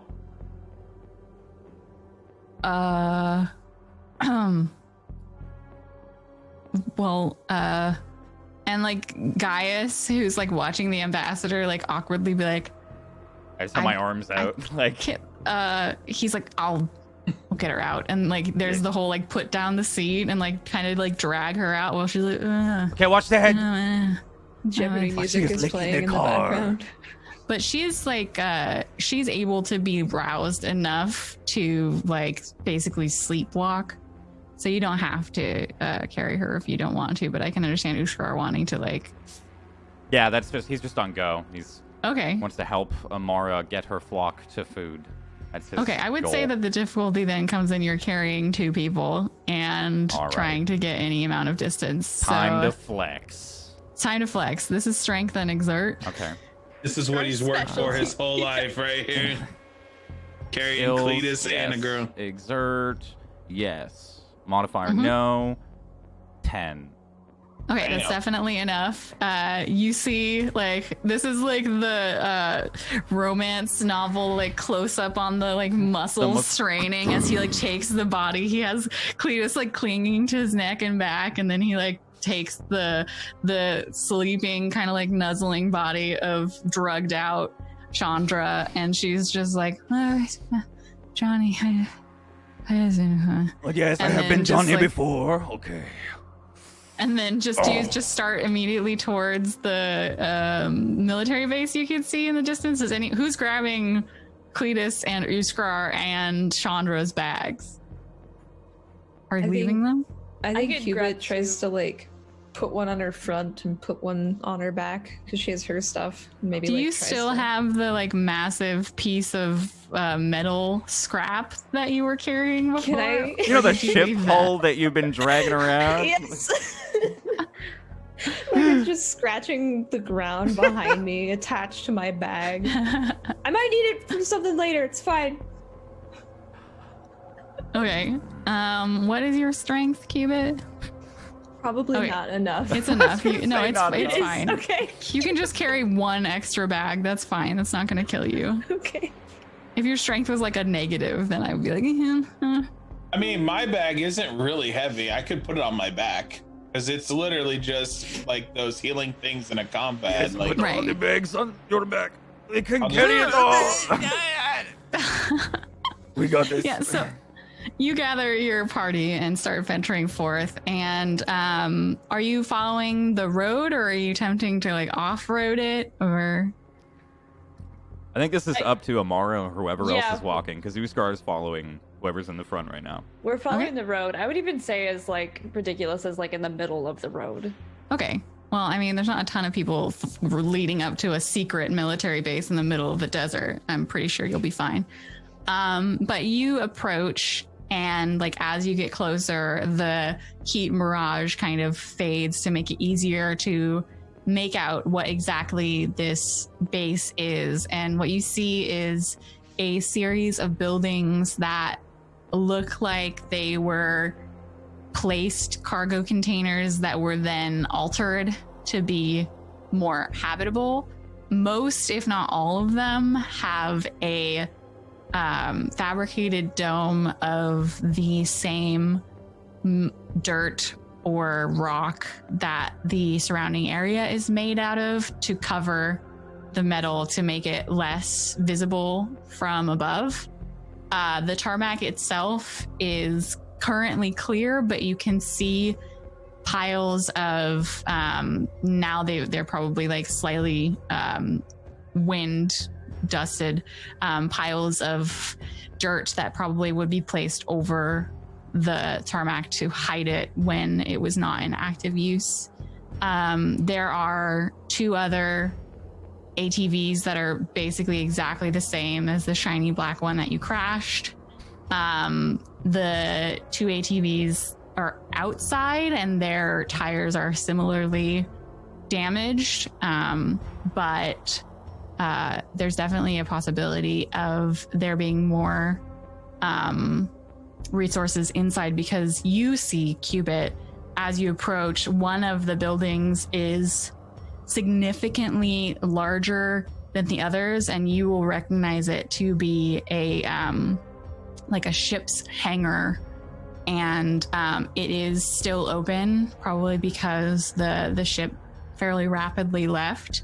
But inside you can see what looks like, although you're not quite there yet, you're like salivating a little because it looks like an actual like ship's workshop. And like as you get closer, like maybe you're standing on the tarmac now, you see inside that there is like all the things that you would ever want to be able to like work on and repair ships and other materials, including like large swaths of clean pre-shaped sheet metal that are just like hanging on the walls, like this beautiful like shiny sheet metal welding systems. Like all of this is just there, and Cuba's just like, my dream. Our nerds coming out right now. It's like, "Ooh." We can build a Cupid. ship. Make a ship. I think Cubit gets Maybe like not a from little, scratch, but yeah. Can we take the refrigerator out of the south room? That will be the crew. Anybody got a filing cabinet? She definitely has a little bit of a pep in her step now, and is like the zoom in kind of eyes watery and happy big face as she's walking closer to this like open hangar bay sort of workshop. Mhm.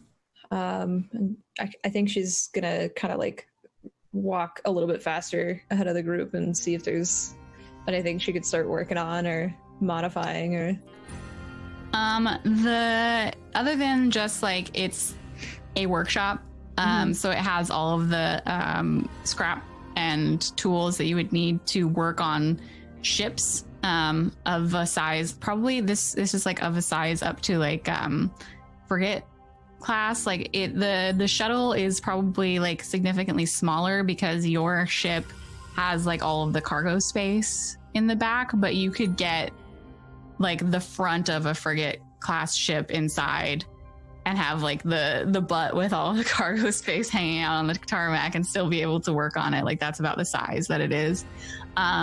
You would also notice that inside the ship hangar, there is what looks like a it's not like it's kind of like halfway between what a ordinary ATV looks like, but where the where the tires would usually be, instead there's like a flat repulsor system that you would recognize is like a grav vehicle, so it does not touch the ground. Useful. And there are also several drones that are not the drones that you saw. Like, they're not in here. Don't want to like scare you or anything, but there are several drones that you probably are familiar with these from like if you did any work on ships before. I mean, you worked on the ship's engine and stuff, so you might they're used to you hook them onto a larger non-working ship, and they can be used as like anti-grav thrusters, so you can kind of like tow a larger vehicle with these. Cool. So we're near it enough to get inside and kind of like... Yeah, the only building that's open is this hangar. Everything else is closed. Wow. There's not food in there. It's just the ship parts. What? No food? What did they do? Not in the ship's hangar. They're not like just keeping a fridge in there. There's No snack kale machines? allowed. No. There's like one potato chip bag left out at the end of the hangar that he sees. Okay, this is amazing. Hubert can build a ship. Yeah, we could do that. A whole spaceship. build something. It's big as Yeah. the city. And then we can save everybody. As big as the city. Okay. Yes, ma'am, believe in you. Amara's gonna go to the ATV, the like one that doesn't need wheels, and she's gonna try to start it. The one in the hangar, the grav vehicle. Yeah. Cubit kicks a wrench up in her It hand. Also, probably one that has doesn't some. have wheels. It probably has some sort of like keyless entry system that you would have to overcome. Oh, time to hack then? Is how Yeah, Okay. time to hack. Cubit like reaches over and kicks a wrench up in the air, and all of a sudden the music starts. She's been working for a living. Montage time. It's the Flashdance welding lady montage. Like she takes Yeah. off the helmet, and you can not suddenly again. see like red lipstick and all that hair. Oh god. Slowly the other Yes, cast to comes in. access this anti-grav, this grav vehicle, you would have to somehow overcome its lock. It's locked. Okay, can I Cubit, can you come help me with this? She'll toss her front bag down, leave her the one on her back on, and kind of with a pep in her step, like, of course.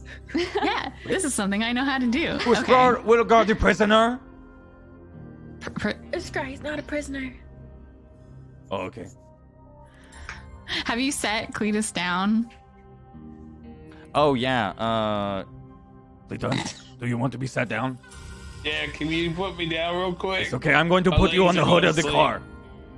No, No? put me on the ground. Okay. Let's We'll set put me you down next to nice. this. I'll set him Be down careful. next to somewhere and like lean down and Okay. eventually like just sitting down. Okay. Holding what's her face still up. Chandra. Okay, now you have to get off.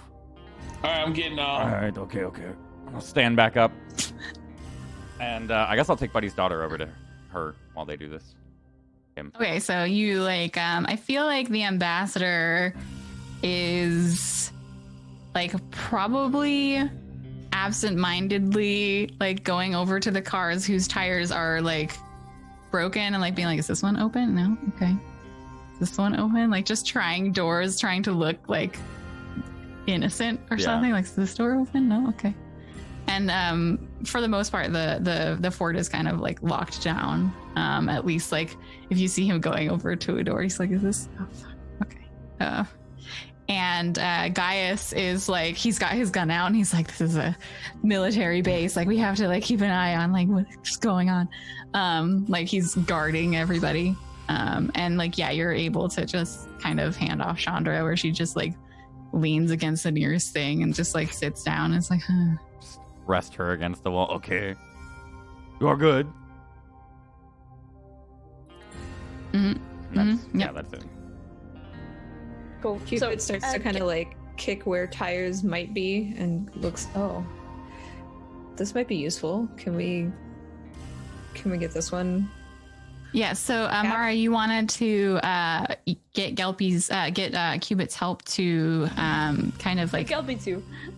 Yeah, Gelpy, do you have fix or hack? Yeah, I wanted I'm to useless. to get Cubit's help to hack the starter. Okay, so again, the way that help works in this game, you describe what sort of action you're taking to help. I would say that like tinkering and such would definitely be helpful in trying to like crack the like manual lock if there is any on this vehicle, whereas then like once a manual lock is cracked, then like the getting access to the computer system of the car and having it like turn on would be more programming. So the you would get a +1 if Cubit succeeds on her roll. Cubit, you could roll like basically. Have you like picked a lock before? Is this something Cubit's done? Does Cupid have a bad side? Has Cupid stole a vehicle before? Couldn't download a Find car. out next time. There's many wholesome ways to pick a lock. It's fine. I definitely think if there's a problem that needs to be solved and it needs to just get done, Cubit would definitely just get it done, but then kind of be like, yeah, we followed procedure. It's So is that a fine. yes or a no? I think maybe like a basic lock or, maybe even just like a medium grade something, but she's not like a professional lock picker, but she definitely knows her way around kind of solving mechanical problems. Okay. All right. So do you see you and Amara are standing next to this car? Amara, what exactly do you ask from Cubit here? I need your assistance, I guess, with hacking the mainframe, just so I can get into the compad itself. Can you pick this lock for me, Cubit? Of course, yeah, I can get this open. Cubit's still definitely like on her excited, like we Right, found, you're like, a this bunch is of cool stuff. Like this nothing. is amazing. I got this. Real quickly, while they're doing that, I'll go ahead, Cedric. Oh no, go ahead. I'll ask after. I was gonna say, while that's happening, I think Cletus in this situation would definitely be really amped to find food, and Okay. not for himself as much as for everyone, because he Okay. knows that Cubit and Amara wouldn't stop for food at this point, but they probably should need it at this point. Okay. So I would basically at this point tell Uskar we need to go find food in the rest of the building. Okay. Do you said like you see these like two women are like putting their heads together over this large, strange looking vehicle. And you think obviously like we need to get food. Do you offer your rations that you have to them? They're gone. You didn't eat 5 days of rations. I'm just kidding. That's too much kale, Cletus. He's got like little bits of green leaking out of his ears at this point. I mean, I could potentially. Yeah. Do you guys? Well, see, the thing is every time I say anything about food, they always just like, yeah, whatever. That's how their characters are. So it's like, Yeah. you guys interested I in will some of say my that- rations? Every day you go without eating, you're going to take a negative to every roll you make, and it will get worse over time. So like you're hungry, like that's a thing that affects you as a player, and well, as a character. So like this is only the first day, so it's not affecting your rolls today, but like you can feel, both of you, like you saw him eating earlier, like it's not affecting you that you haven't eaten all day. It's been like 24 hours, right? Or nearly? No, this is just like you guys woke up and you were rushed out to the barrier, and then there was the firefight, and then you got in the car. No, so this I'm is like saying like it's been 24 hours since the ship, like when we crashed. Because you ate mid journey. Oh, mid-journey, okay. But that journey was how many days? It was 12 hours, Okay. but Uskar had made the roll and got enough rations for like all of you for the day. Yeah. Okay. Yeah. So like you were fine yesterday. But today we have the issue, yeah. So Cupid's making a very like frowny face, and her stomach is kind of gurgling, but she's. I was looking happy, at so I the wasn't paying attention. Yeah, she's like excited about this ship, but then she kind of looks down and is like, "Let me fix this thing, and then I'll maybe take you up on that offer, Cletus." Cletus, you have to just give it to them. You know, you just walk up and say, "Oh, Your Highness, I have brought you food because you are working so hard for me all day." You have to bow a little bit. So I take some of the rations from my bag Okay. and I set them on a table right behind everybody, and I'll let them do it on their own. Do Basically. you set the rations on a table that was open to the elements and the mist? Okay, I don't do that because I completely forgot about what you said earlier. I'm sorry. Just giving you that one. That was free. Okay. So kind. Next one costs your life. So the rations are rolled up like a bag of weed, and they're and they're sitting on the table behind them. He's got little dime bags of kale. Little kale dime bags. What is this, Cletus? It's not I his. thought you were more whiskey man. I promise it's not parsley. Are you sure it's not thyme? While they work, Oregano. It's oregano. It's oregano, Oh, I ruined it. we can go find other food while they work. That's why I said let's go look. Maybe we can knock one of them doors down, or Yes. you can like. I was bust it thinking through. I can kick a door down. I have not Yeah, kicked a kick door the down door in so down. long. There you go. Okay. So how many rations do you leave on the table, Cletus? 2. Okay. It's the 2 of them, right? They're in the room. Yeah. Does I went ahead and edited for the one you ate and the 2 you left. So you have 2 rations left. Do Cubit and Amara, do you like immediately go get them, or do you like leave them there and not pay attention to them, or? I think Amara, like hearing Cubit's stomach, realizes she is also very hungry and would go probably grab them both for both of us. Okay. I was gonna say you just leave them there. I'm gonna fucking make sure someone else does. Tell you what. Okay, so you have snacks, and Uskar and Cletus are gonna go look around, but like let's first make the roll to see if you can get this ship started. So Cubit, you are using your physical hacking, so that's gonna be fix and probably dexterity. I had a question about helping on this. Do you have like in what way would you want to help? You can only get a +1 for helping. Oh. So if you wanted to help, you can't really help Cubit help Amara. Well, Right. so I have talk. So I was wondering if I can give them moral support. The thing is that How do I Cubit's know? making a help roll, and you can only get a Oh, I can't +1, help a help roll. Okay. and you can't help a help roll. Yeah, exactly. But you can still motivate them. Yeah, There's if you nothing wanna wrong say with nice that. things, like, You don't can sound bro. you can fictionally motivate them. Yes. You guys got this. You guys got this. I feel empowered. Thank you. Is this so fix and dexterity? Fix and dexterity. Yeah. Got it. All right, I'm rolling. Okay. I rolled a 9. Ooh. And nice. you feel like you have your like meta tool, and you're fiddling around with the car door, and you feel a little like click, and then it opens beneath your hands. I think I'll kind of put my tool away to walk past Amara and just like grab one of the Snackies. little snackies and I just kind of walk away and just. She's on cloud 9 right now. Okay, so She's all Amara. yours, Cap. She does that little jump like thing when people are excited, the little skip in the air.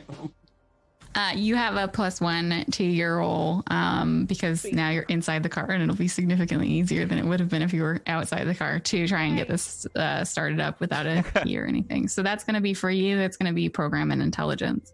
Yeah. Nice job, Cube. And you're basically like you pull out the wires from underneath the front, like the dashboard, and you connect something or other. And yep, that's you rolled a 9. Nice. That is enough. You hear it's not like a regular like gasoline engine vehicle starting up. It's like, imagine a hybrid when it's stopped at a light and then it starts going again. You're like, wait a second, I didn't even realize like everything is so silent. But the car itself, like you see the like anti-grav wheels or whatever like fire up, and it was like resting on probably some sort of platform, and then it like levitates a tiny bit up, and you kind of hear it like unclick from whatever like charging port it was attached to. Nice. So I like kind of just like, yes, in that moment of like, finally I'm good at something again. And just like go back to like my little dime bag and I'm eating my weed. I don't recommend that. It's canon now. Wheaties, guys, not weed. Weedy. From what I remembered, neither Cubit nor Amara like did the Gelpy thing and like touched the ground, right? No. I think I just got out of the vehicle. Then you're fine. Okay. Uh-oh. No, Just saying, wash your hands before you eat. Oh God, I thought you meant I wasn't fine because I touched the ground. No, I just mean don't touch the ground and then touch some organic material that you don't want As I'm being eating, I'm damaged. like, Gelpy, wash your hands, please. All of a sudden, Gelpy's hand is like melting. No, your hand's fine. Just the snack fades to dust as you try to eat it. Okay, so Gooskrar and Cletus, you had kind of gone off to try and look around the rest of the compound. Yes. So there are probably 3 separate cargo container sized buildings that all have the door on the like shorter front side, and then they're covered in the dirt, like a mound of dirt, like, or mud that has been like spray painted the same color as the rest of the landscape. And all of the doors that you try are locked. First locked door I'm kicking, just to clarify. Okay, yeah. So you get to the first door, and you want to try and just kick it down. Yes. Okie dokie. Do a little grunt over it, Cleo. I think this is Exert, but let me check what that exactly entails. I've been using Exert for like everything, and I just want to make sure that I'm doing the right thing. I like picture his like muscle bound dude just kicking door down while like a frail old man walks in with his little. Okay, yeah. It's applied trained speed, strength, or stamina. That's Okay. that's what it is. Okay, so Exert? you're gonna do Exert and strength to just kind of try and like boom, kick the door in. Oh, wait.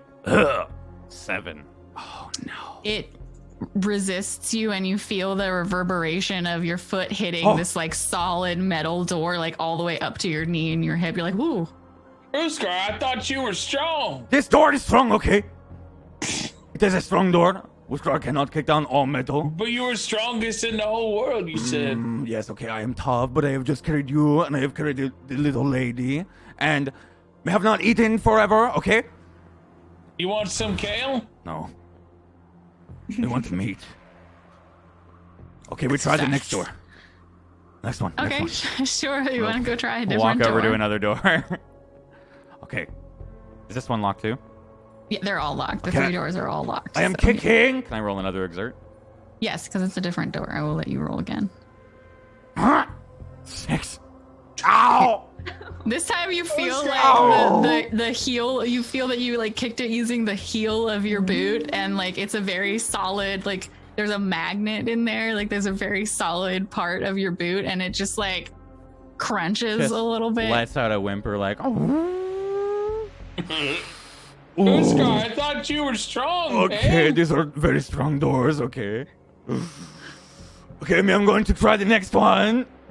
Come on, you got Okay. this. I'm like man. limping over to the next door. You alright? Yes, The okay. ambassador and Gaius are both just like looking at you on this third one because like they've heard you run into the other 2. Yes, me will show you guys. How a real man, I'm going to use my left. Best Okay. 2 out of 3. Oscar, you Yes! got this. Those are numbers. And I will kick. Oscar, That's 1 Oscar, out of 3. Oscar. One out Yes. of 3. Are you What? really that strong? Yes, I mean, I have a big legs. I have trained for every don't day think for you're this. being that I have strong cleaned right many now. boxes and You're tended not to many acting crops. strong right now. And then I'm going to click the button. Ah! That was Six! another 6. Ah! Take 1 point of damage. I am taking many points of damage. Basically, you just like you feel it's like a like not a sprained ankle, but you've like compressed the ankle. So it's like maybe like bruised or like damaged the joint a little bit, It is because my ankle is compressed, you know. and you did it in the wrong way. Ruskar, I really thought we were gonna get in there, buddy. I'm just gonna lay down, like lean against the. You the alright, hut. buddy? Yes, I am okay. I will be fine in an hour. Or 2. I don't know how we're gonna get more food for everybody, man. We can't even get in these damn doors. Are they? Am I hearing this? Am I? You like it, like you hear the first one, and you're working on the car, or like maybe Cupid is working on the car, and then it unlocks, and you get distracted by like, okay, I gotta like do this hacking, and you hear the second one, but you don't really hear it because you're hacking. But the third one, you like probably have just been like, yes, this is open, it's doing good, and then like maybe like you can explain, but like the third one is the time when you're like finally done with. Yeah, he's whimpering. That's where you hear the loudest yell. Now he's yelling at Cletus. Okay, yeah. So Mara's on her way over there just to check things out, I guess. So you're coming out to me handing him my gun then. Oh. Okay, we can use this. Oh, I could try. Okay, but I'm gonna like roll a bit away. I'm just gonna slump down and roll. Like 2 feet Yeah, over. just 2 feet. Okay, I am good. You want me to shoot this at the door? Yes, you have a good arm. I could try. I'm not very good at shooting, Uskar. Whoa! What's going on? What? You don't? That's not. door We don't hurt do me. that. That's a bad idea. Let's not do that. We're gonna try and shoot the damn doors Yes, for we are. Uskar. Is there like a pad of like where I can try to hack the pad for the doors? Yeah, they definitely have like a Yeah. Okay. program, so like I'm gonna code. go up to it and just kind of like just can you put it? Can you just not point it at me for a second, Cletus? I'm not pointing at you. I'm just trying to figure out how to use I felt it. like It's- you were, so I. No, okay. I wasn't pointing. I'm just trying to Okay. figure out how to use it. How do I Alright. use this thing? Please do not kill the I don't know. Capricorn. It's okay. We don't need to know how to use it. Maybe just sit it down. I But don't it shot a hole in that one guy. We could blow a hole in the door. Yes, Sure, it that won't was my damage anything thinking. inside. It's fine. Cupid's like leaning up against the hovercraft, just kind of like eating her kale, just observing what everyone is doing. You're like, I just unlocked this car, but I'm not gonna help you with unlocking that door. I don't even care. A kale tumbleweed flies by. Can I attempt Alright. to open? I'm gonna the door? hand the gun back to Uskar. Here you go, Uskar. She's got it. Capitan's got it. Thank you, Cletus. Okay. Yes, you absolutely can. Okay, would you like me to do the same roll? Yes, it's still a program and intelligence roll. All right. Let's see. That's a Bam, 13. Look at you. I'm So hacking. you I'm not piloting anymore, by the way. I give up that role. That's it. We're doing You- hacking, that's it. connect your like comm pad or whatever, like you pull out the wires of this, disassemble this like keypad or whatever, and like attach your comm pad, and you, while you're doing it, you can recognize that like what you're doing should be like it seems more difficult than like just like hacking into a car's computer or whatever. Like you just did a lesser difficult hack, as it were. So you're like, oh, I mad respect for this, like whatever military base that has like strong doors and like secure codes, but then like you're like, fine, and then just breeze through it, and yeah, you unlock the door. Yeah, Uskar good lets job, out a Captain. groan. It's just, Ah! Good work, Capitan. Maybe we should have waited for Capitan there, Uskar. We definitely should have waited for Capitan. as I start to stand up. When you open the door, you can the lights inside this building are The tavern. off. It's not a tavern. Damn This is a it. military base. It's not a tavern. It's just one bar. One bar. It's exactly the same bar that was in the ship, but somehow it's here now. No drinks, Who knows nothing. how? Beers. No bar, just the actual Steak wooden dinners bar. with steam coming off of them everywhere. No. You open the door to this this room. Is it the one that's closest to the ship hangar? This would have been the Or- third one that we tried. So, and he would have gone to So the the first farthest? one that he saw. So probably the furthest. Yeah. Okay, so this one is like when you peek inside, there's like several desks. There's an array of monitors that right now are powered down, but they look like every security monitor setup that you've ever seen. There are various other desks in the front, one of which is just like a normal, probably for whoever like was greeting people in this establishment. And then further back, it's fairly dark. There's not really any windows in here, but you can see just like various furniture, probably like chairs, and then like, yes, there's some kind of machinery also not lit up that is like in the back. Not very visible because all the lights are off. Okay. Can I leave for the lights? Is there like an obvious switch to my right or? Yeah, you can turn them on. Okay, I'm gonna turn the lights on. Come on, guys, let's see what's in here. Okay, there's plenty of food, yes? There in this space, there's what appears to be, like you said, Cletus, this is like maybe the like canteen. There's like some kind of administrative desk. Like I said, there's the security video feeds, which like the computer doesn't turn on when you turn the lights on, but like there's maybe something labeled or something. It looks like every security camera station in the world. There's a little divider, like a separation, and then several like lockers, probably, that all of them are locked. You can see one of them has what looks like it would be maybe like an armory. All of the guns and armor have been taken, so it's empty. There are like plastic boxes in another one. Again, like this is like a locked cage, and then like plastic boxes. And in the very back where you couldn't really see, there is what appears to be like a small table and some chairs and a rehydrator, similar to the machine that was in Racket's apartment. Okay. There's food over there. Yes. Let's go figure out what we can make. Let's make some food before we go. Okay, I'll call out the door. It's just Amara with us, right? So it's Gelpy and Cubit that are out, right? Yeah. And, I think that Gaius is crew, watching the Gaius. ambassador, and Chandra is like kind of like slowly awakening. I'll kind of peek at the. Galpi, Cubat, we have found food. The Capitan has opened the door and led the flock to food. Amazing. Then I'll just go back inside and go explore whatever they're exploring. Mm-hmm. So you said there's a dehydrator in the room. There's obviously some form of dehydrator. It's the same sort of machine that you saw in Racket's apartment. So like it has an amount of storage available for like food, and then it can like rehydrate it so that you can eat it. Okay. What choices do we have?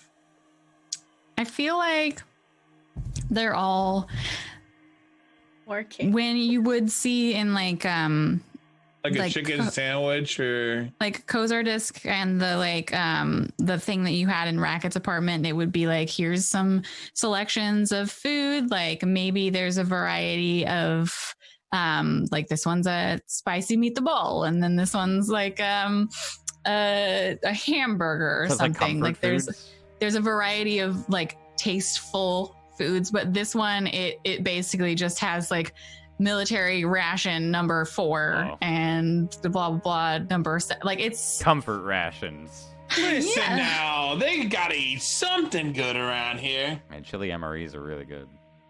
Actually, yeah, you're right. Yeah. Spaghetti is as well. Beef stew. There's beef stew. Uskrar's going for it. it's not real beef. Oh, You want meat? It's like tofu beef. Okay. So we have food. We have a place to stay. And Cuba, you can build a whole ship. And You have some food. It's not an unending supply of food. we have an unending supply of food. To Uskar. Machines, what is that? We can eat forever. Okay, what do we do, Capitan? What now? I think we still need to do our first goal and only goal, and that's find a ship. We have the tools to fix one. Maybe we can get our previous one and somehow fix it. I'll What just do you put guys think? rockets on the forklift. I got it. Yes! Rockets! Like pointing at Cupid. Okay. But maybe we open the other doors so that we can see if they have a ship. Yeah, that's a great idea. Or a And Amara forklift. goes to try to open the other door. Okay, you'd have to roll again. She is Yeah. a great leader. Look at her go. She knows her skill now. Quick to the hacking. action. Should have been a hacker. She knows. Uskar, make sure you get them in here to eat, man. We got to get everybody fed so we can get ready to go. Yes, it will call. The door Wait, does guys, not open. Okay, so the door doesn't open for the 10. Yeah. Um, And the way this works is that like you with your like skills the way they are, like unless you make some kind of alteration or change it in some way, you can't just make the same Yeah. roll again. right, fair. Right. Well, that wasn't as easy as I was hoping. I'm not sure what's up with this one. Cubit, do you want to give it a look? I think she steps away from she's walking towards the open door where everyone is and kind of shouts, "Yeah, I could give it a look." Okay, do you want to give it a try? I think trying to describe what she would kind of, because this wouldn't be like a hack, it would be more like a physical sort of thing like I did with the car. Or Yeah, so there's still the way that this is that it's a like a computer pad that Amara was, reprogramming or like basically like using her compad to put in an unending like number of possible combinations until she got to the one that worked, basically, but it's not a like physical lock in the same way that the car was. Obviously that was less significance militarily than like opening these buildings, so they've got more security on them.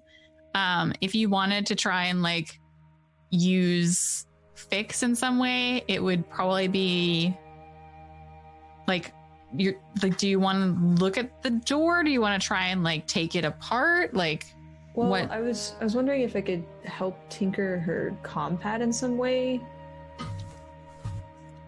I don't know, because like if it's like a lock, like you can take it apart, but it doesn't necessarily mean that it will unlock, right? Right.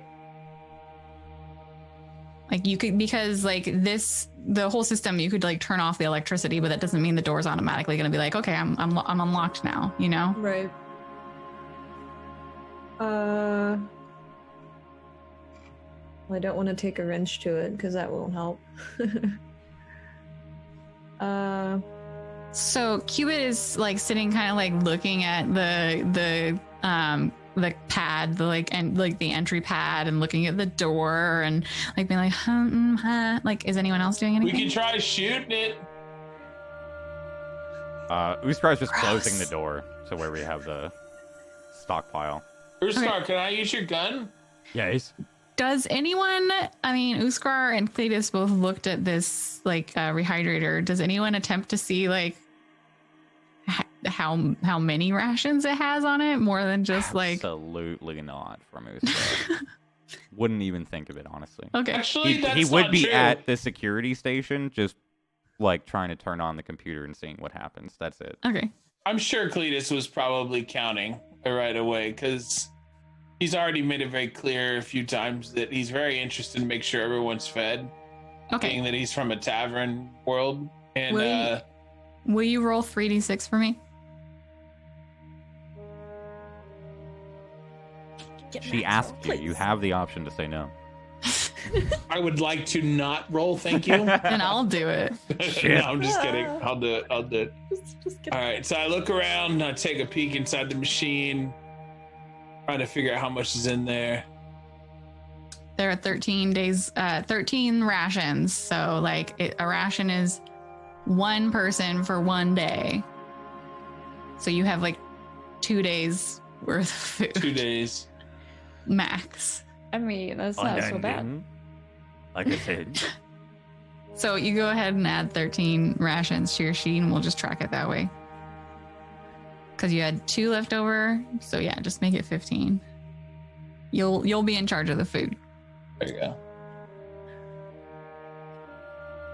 If we check the other rooms, though, there could be food in there. It's possible. There was also the 2 locked storage rooms. Give me your gun. Okay. Just handing it to him. No, hold on. Make sure to tell Amara there were 2 Just- other doors that hurt Uskar. I know. Yep. Just let's not use the gun They yet. heard him. They hurt me. And we need vengeance! I will avenge you, Scry. Don't worry. Thank Don't you. worry. Put his fist I to his think- chest. Cubit's kind of like fiddling around the lock with like a flathead screwdriver or something, just trying to like get underneath where the security pad, I guess, is, to see if there's anything that she can kind of open up and mess with wires or something. Okay. I would say that you can definitely roll your like fix and intelligence. It's gonna be difficult. This is not the way in which like this is easily done. I would say that fix is still probably able to, like, it's not like outside the realm of possibility entirely, but it's gonna be harder than hacking it would have been. Okay. And Mara succeeded on 13 but failed on a 10, so That's gonna be rough. yeah. Because she can't try Does again, right? does So it'd Captain have to check- be... Oh, I go ahead. can try again, I think, but I don't. Well, I mean, I don't know. If You I have can now. to change the situation enough that it would be worth making another roll. So you can't just try again and do the same thing. Right. Shoot me in the foot. Can she check the other door without any question? There is another door and you can try that one, but this one is like you can't open this one. You Hey. would have to change something significantly to try and open Hey, it. Captain, while she's looking at that, you want to go try that other door? See if we can get in there? Sure. And Mara goes over and does the same thing. Okay. Okay, so I'm kind of just jamming away at this door. Mm-hmm. Be fix and intelligence? So you Ooh. open the last door, Amara. She rolled a 14. So inside the door that's closest to the hangar, once you like go in and turn on the lights, I'm assuming it is a series of bunks that probably was capable of holding around like a dozen, maybe more, if they squeezed people. So a series of bunks. And then like another door at the end, which you could probably assume leads to some kind of like shower system.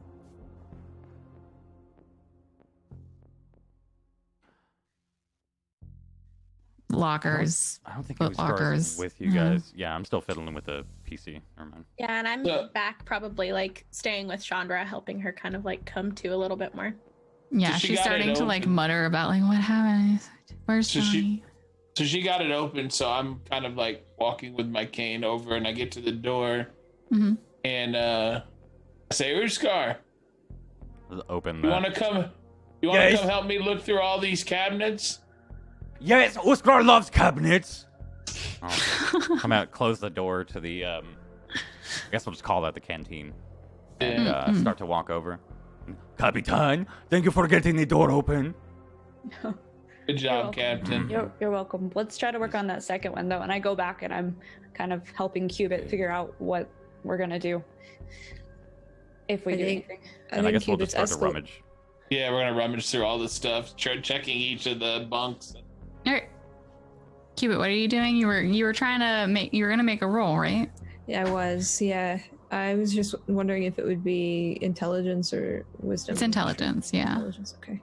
You're trying to like navigate like how this lock was put together and like what goes to where, and like if I cut this wire, is it gonna like explode or like lock it forever, or you know, Is the door completely gone from us? it just fuses the door. Like Oh no. you hear a boom inside. I roll a 12. So you can see how like with your limited understanding of the like technology involved, you can see like, oh, like this is the like main input line. But you can also tell that the way that the lock is like structured, that just like cutting that line isn't going to send the appropriate information to unlock the door. Like it would just make the like keypad unusable, you know, like a 12 would have been enough to hack it, but it's not enough to like open the door by like disassembling all of these parts. Cubit's upgraded to being a little bit more physical with the device, kind of like tapping the wrench on the door, like, it's like no luck, not getting this one. I need help.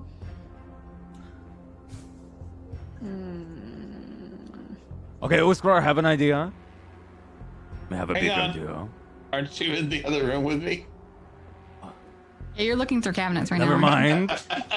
To keep searching these cabinets. He just had like a thought while he was rummaging. Yeah, there's like a little Rummaging with thought. The Dragon most Ball of- speech bubble. Most, if not all, of the lockers have been emptied of their items because these people knew that they were evacuating Damn. and took all their stuff with them. The beds are perfectly made, and like maybe one dude left his dirty laundry in a hamper or something, you know, but it's fairly well cleaned out. They Whoops. took their personal effects. I with did them. find a bottle of whiskey. Sure. It was hidden underneath someone's like mattress. Okay, so yeah, I mean, whenever in this scene we realize that there's nothing in there, we start to head out. I don't know if that's when they're doing that. But what are we walking out to? Are they like right next to us, or? They're at the door right next to you, yeah. Okay. And like just on the other side, Gelpy is kind of kneeling by Chandra, who is looking slightly more awake and like asking like, where are we? Where's Johnny? I don't. And I'll probably just be trying to like quiet her while just kind of. Is the ambassador with us as well? Yeah, he's being quiet and sulky, and Gaius is like, you know, aiming a gun around at various parts of the complex. Like, I'm ready. If anyone jumps out of there, I fucking got him. Okay.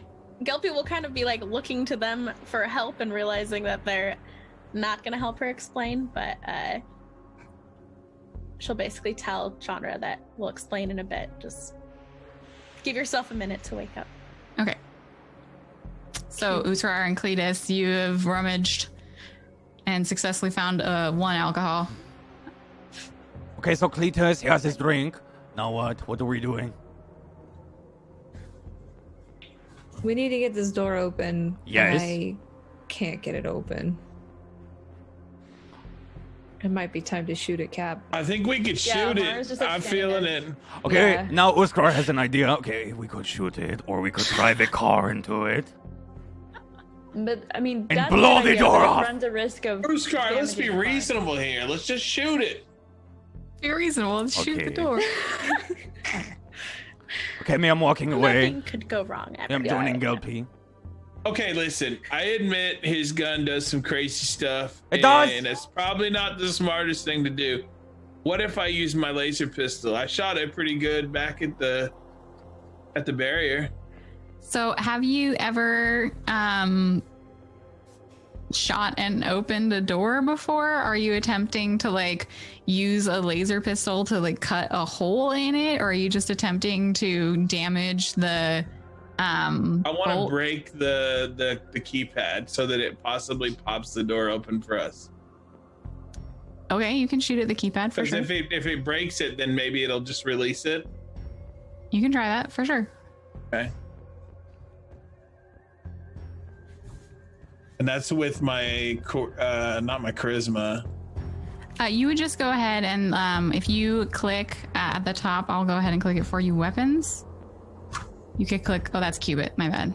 Wrong one. Don't shoot it, Cubit. Not Uskar. And I have no Uskar is- modifiers, right? I was just clicking my weapons to show the chat. Yeah, there's no modifiers yet. Okay. So this would be about, what, 2 feet back. I pull the pistol out and aim at the keypad. Okay. Cubit's gonna hide behind a counter. You rolled a I rolled a 6 6. on a d20. So you aim at the keypad. I got more but shots. you shoot maybe the wall next to it, and there's like a smudge of black where you like heated the metal, but it doesn't affect the door. You missed! Okay. Listen, I thought I was gonna do better like back there earlier. This is more the kind of shooting that I expected when you guys Hey! fucking annihilated those guys before. Okay, so can I tell, like, when I'm at the door, can I tell if it's like, how did the doors open previously? Did they like just go up, or did they just open normally? It's a fairly standard door. I don't think the door technology has been upgraded too much. It releases by like sliding into the wall. Okay. So it's like a sliding door, but an automatic sliding door. So it releases by like sliding into the wall and then like coming back, just like the other ones. Okay. Can like I look around to see if there's some kind of tool, maybe of the crowbar nature?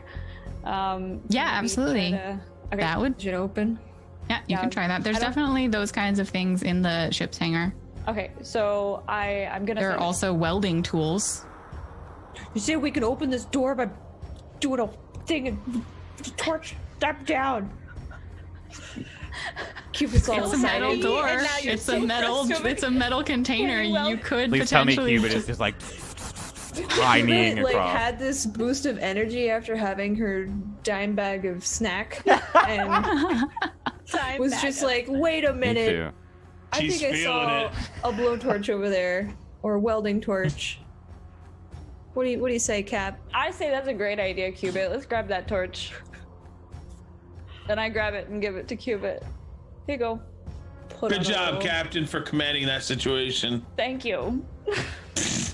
Put on a little welding helmet and like flap it shut, and I'm all ready to like blast this door open. She works hard for her money. Hard for her money. The fire just blowing against the door. Careful, if you sing it well enough, then YouTube will mute us. So you got to be purposefully bad. Oh, ooh.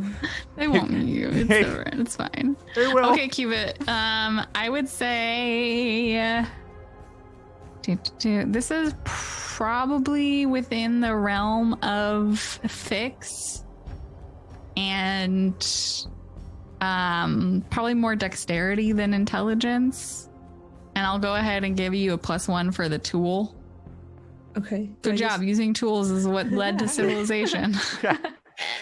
Do I do that as the +1, the modifier? or That would do be I in the just roll? modifier, yes. Okay, add that.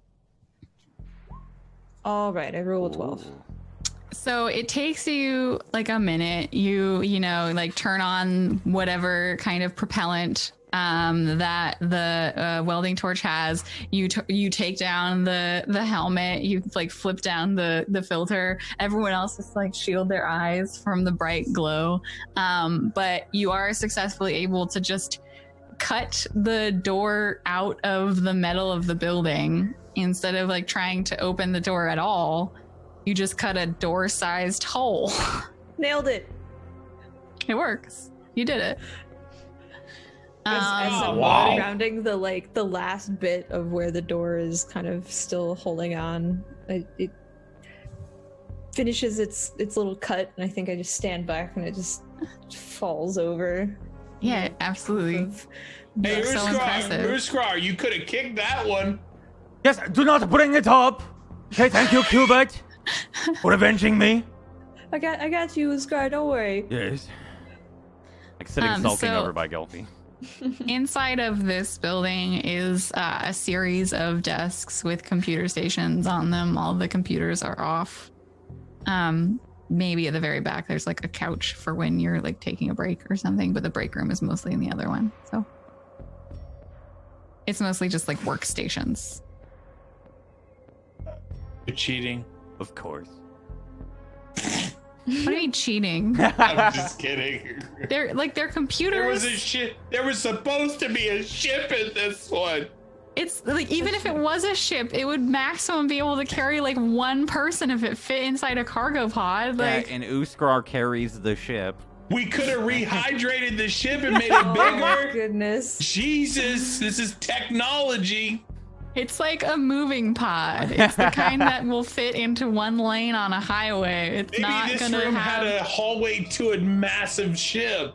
no. A stealth No. bomber with 5 lasers on it. It's a Told you, little Chad. TARDIS pod. Yeah. In the very back, there's a tiny alien child wearing a brown like sack outfit with large green ears, sipping some tea. Oh, see what Baby you did Yoda. there. I thought it was Mewtwo because today's Mewtwo's birthday. Is it? Yeah. I didn't know that. I'm kidding. There's no aliens. Aliens don't exist. We're the only intelligent life in the universe. It's fine. Also, Baby Yoda is no alien. Thank you. What do you mean? He's not human. The cabbage just with eyes. He's Yoda. He's Not. That's what he is. Duh.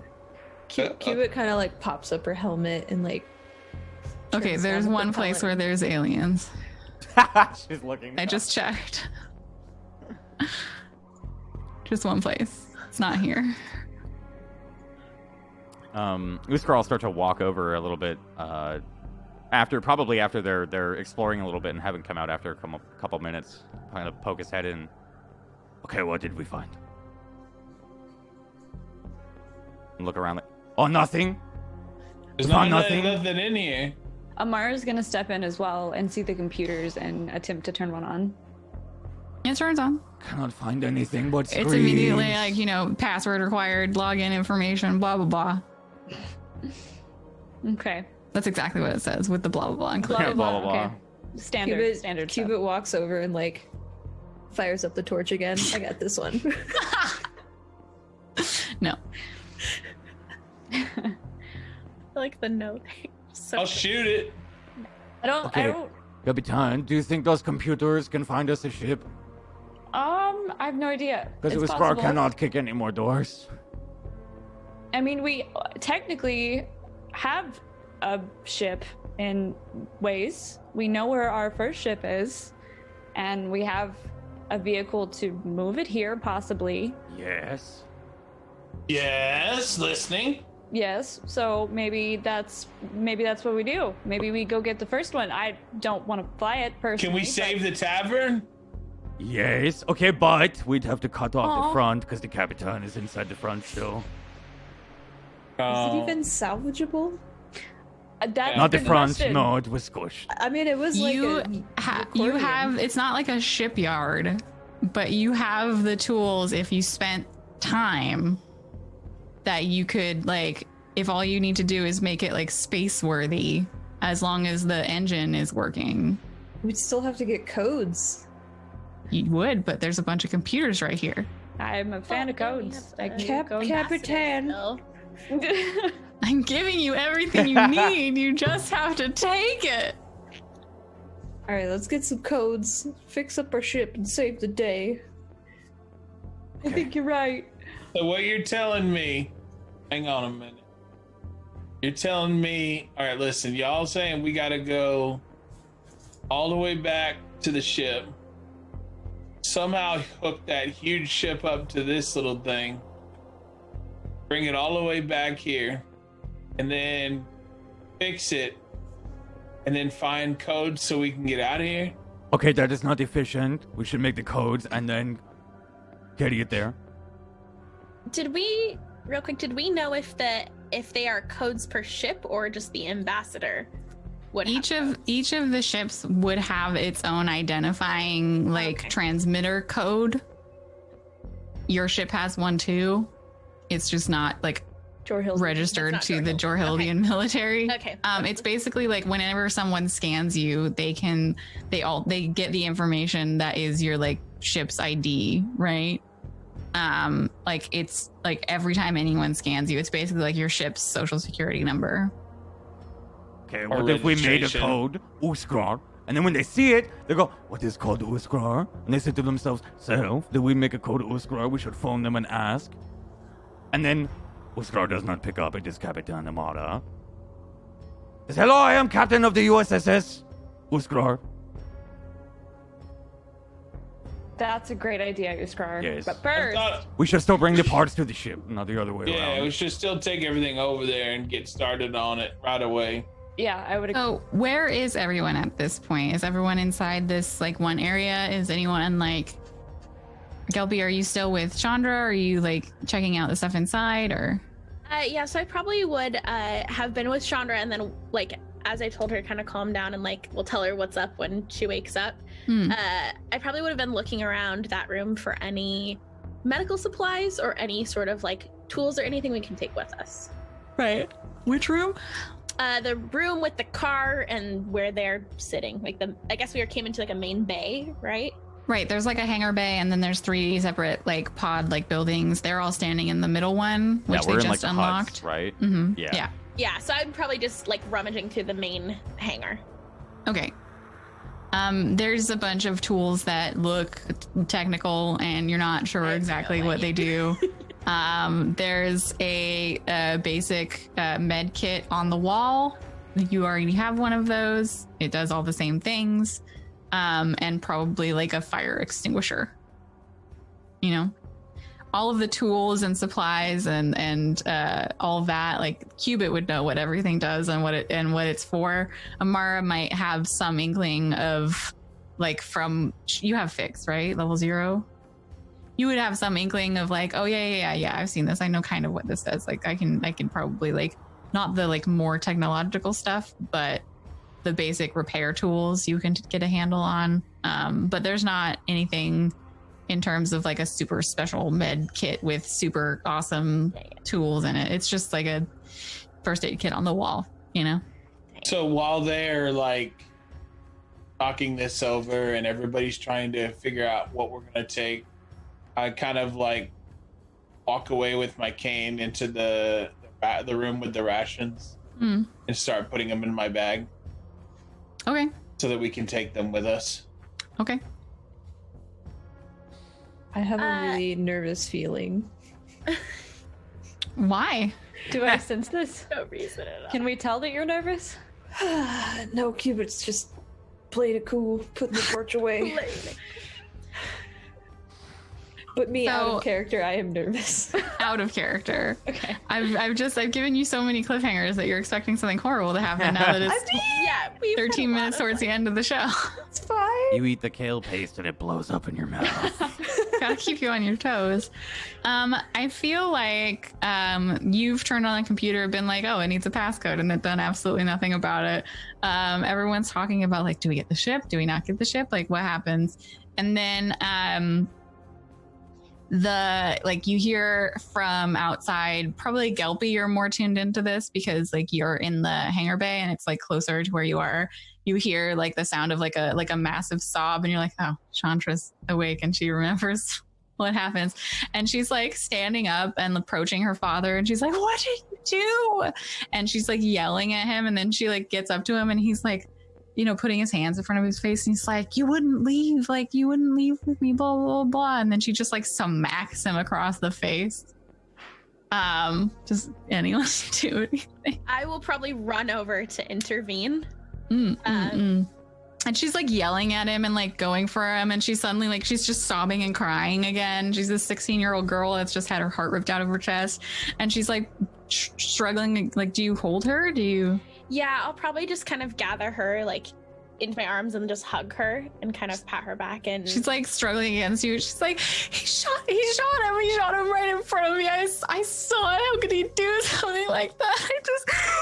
Why are we even here? We should be back with Racket and with Johnny. He needs me. I don't want to leave him. And she's just like, you know, the drugs have worn off, and she's panicking again, having a great time.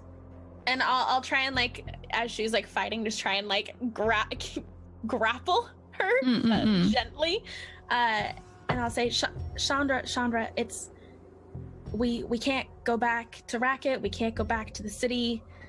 we have to gather ourselves and we have to figure out how to get off this planet.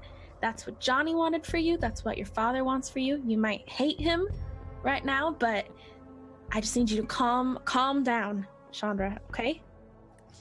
And she's just like sobbing at you. She's like, what do you mean we can't go back? We can't go back. Maybe you can't. Maybe you don't want to, but I'm going to. And she like looks over at the car that's still like turned on and like levitating in the med bay, and she is gonna try and like resist you, Gelby. So if you could go ahead and roll a strength and exert for me to try and like keep a hold of her. Yep, 2 things. You all I'm can hear real like good this at. crying, sobbing like situation happening outside. I don't think Cubit's fast enough to defend the locks on this car. That'd be a save? No. Cubit's arm stretches out. Like, exert. You could do a physical saving throw if you wanted to, but I think it's more like you're trying to like keep her, and so she's basically doing a save, you know, trying to like dodge you. Please. But she's an be NPC, strong. so. Okay, 7. Ooh. She escapes your grasp. No!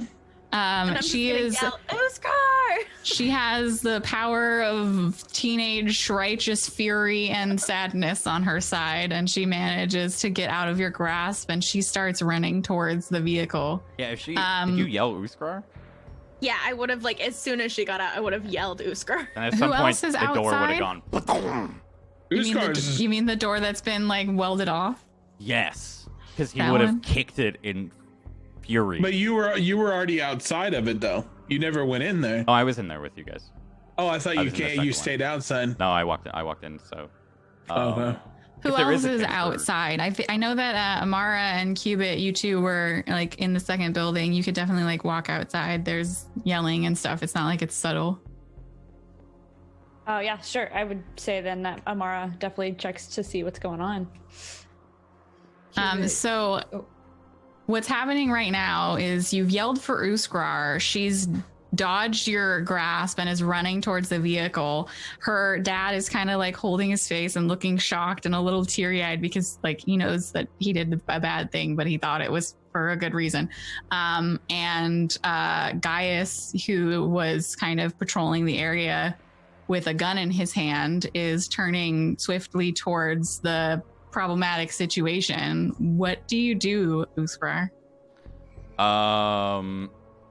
I think he would just see her running. He'd probably look at Gelpy first. Who yelled for him? Yeah, kind of like that like back and forth.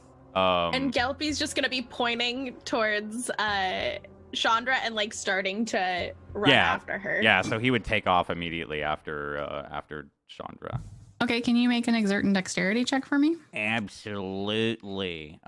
Exert using dexterity? Is that what that means? Yeah. Okay. Just tackle her. It's fine. I could toss the whiskey I I ball can and hit her in fix the her. head. Just tackle her. I'll fix her. Exert. It'll be fine. Chow, a 9. So you go running towards her, and like this scene kind of is happening in slow motion. She's wrenched herself out of Gelpy's arms. Gelpy is like pointing at her and also starting to move toward her. Uskar like does the whole like I am so strong and starts to like Terminator run like slow motion, and like everyone who's outside can also see that Gaius is like turning towards her and pointing his gun. And unfortunately, a 9 was not enough. He gets a shot off. And we'll see next time whether it hits or not. Oh! He needs to leave.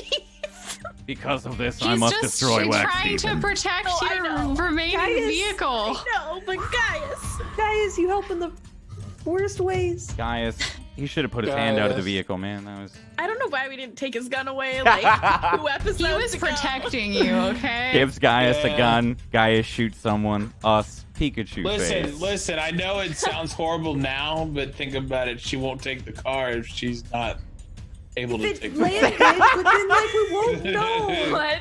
If she She dies, won't take we the get car, the car. if she's not That's able not to take the Think car about it. because she's dead. It's not. It's not point blank this It's a time. thing, guys. So Think maybe about I it. can. Maybe if it hits, I can save her. Maybe. Yeah, you're right. It's not point blank this time, so we have a chance. We'll just see how good at shooting Gaius is next episode. So Let's hope her head didn't get hit. Like her boyfriend's face was blown off. So it was a shoulder shot. She doesn't need an arm. I mean, It's a we'll drive, just see. that It is. really depends on how well he rolls. I just, I can't really leave an episode where y'all were just rummaging through some fucking like shacks without at least a little bit of interest at the end to just keep you going. Thank you all so much for, as always, playing with me. I really, really appreciate it. I felt mildly bad about taking away your shuttle, but honestly, we have 3 more episodes.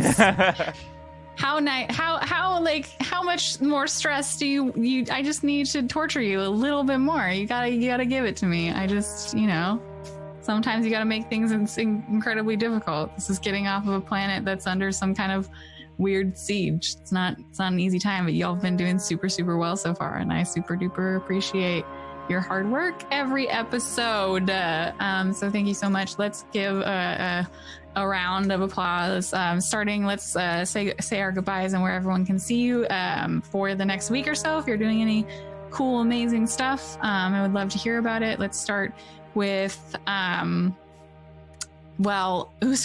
who I'll do it. just barely failed that roll. I'm so sorry. Hello everyone. Thanks so much for tuning in tonight. Thank you, everyone. We appreciate it, especially everyone watching on YouTube as well. Like I said earlier on the break, if you haven't already, go join our Discord. We have a new show that's just aired. I think it was like this week or last week. I'm tired. I'm sorry, but make sure to go check it out and join our Discord to talk about this show in our channel. My brain just melted. I'm playing Monster Hunter this week if you'd like to watch, but we have a lot of awesome other shows here on the channel here on Tablestory, so make sure to follow this. Very, very cool. Some more. Are you playing Iceborne? Yeah, I'm leading up to Iceborne right now. So Oh, okay. I Very, stopped very cool. like 75% of the way in, so I'm just clearing it, and I'm like up to where I stopped before, so it's really fun. I know that Starbuck was playing Iceborne last week. Tell us what you're up to this week and where people can find you, Starbuck. Yeah, I just finished the Iceborne DLC, the campaign for it. So you're gonna be super excited when you get there. Yeah, I can't wait. It is a lot of fun. You guys can find me here on Twitch, twitch.tv/callmestarbuck. I play a lot of Siege. I've been taking a break recently to play some Monster Hunter because they released that new DLC and it's been pretty bad. And next week I will be traveling for the Rainbow Six Invitational, so I'm super excited. Oh, nice. That's Awesome. awesome. Check that out. Let's know if you get to watch it live. Congrats. Yeah, we'll That's be able so to cool. see it in Montreal. It's my first time traveling internationally, so I'm a little nervous. Oh, have fun in Canada. Oh, you're gonna kill it. That's so Stay warm. awesome. Good luck. That's awesome. Thank Montreal's you. really great. You're gonna enjoy it. Hopefully. Make sure you put it in our Discord so that we know like where we can find it. Like we can watch you. Are you watching or are you participating, Starbuck? I wish I was participating. Maybe next time. Oh, but, okay. I'm just So going to be cool. watching it. Like I'm just going to it, but I think it's That's on the still main really Rainbow Six sick. channel. Yeah, it's going to be pretty cool. Nice. Very, very cool. Well, I know that Cletus, last session you were doing some was it multiplayer Journey to a Strange Planet? Yes. What are you doing this week? What can we expect from you? So this week I'm doing something pretty amazing. Me and my community are playing on we put together a Minecraft server that's basically D&D. Oh, that's awesome. You start the server, you create a character. My character's a warrior, tank and shield. We basically are going through all of this giant map pack, and we're building a massive city together. There's like 25 so far people. so We've cool. got houses and Is that RL Craft? working on the. It's like RL Crap, but it's called Adventures. Oh, I want to say it's like Adventures. I don't remember the exact name of it. but it's not RL Craft. No, it's not okay. RL Crab. So we actually originally, I know I don't want to keep too much time, but we originally picked the zombie one. There's a 7 Days to Die map pack. Mm-hmm. The problem is because it spawned so many zombies, it was literally killing the server, the amount of zombies. So we wiped that server, and then we picked this one, and this one's been absolutely amazing. We're all getting to like role play, and we're going and doing bosses, and when we come home with all the goods from the bosses, we're like building this massive city as a community. So That's so cool. That's really it's rad. been really fun. Where can people find or join this? Twitch.tv/Cletus Buford. And I stream in the early morning, so around midnight till 8 a.m.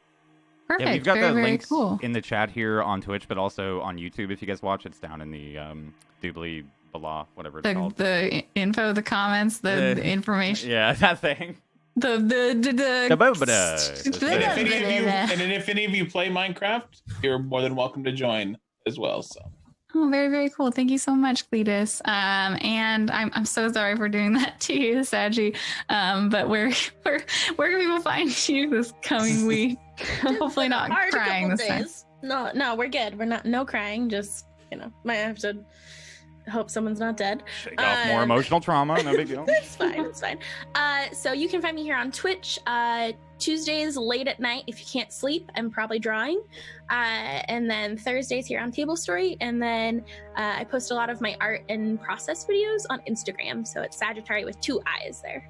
Very, very, very cool. And last but certainly not least, our amazing Capitan. Where can people find you, Tadriel?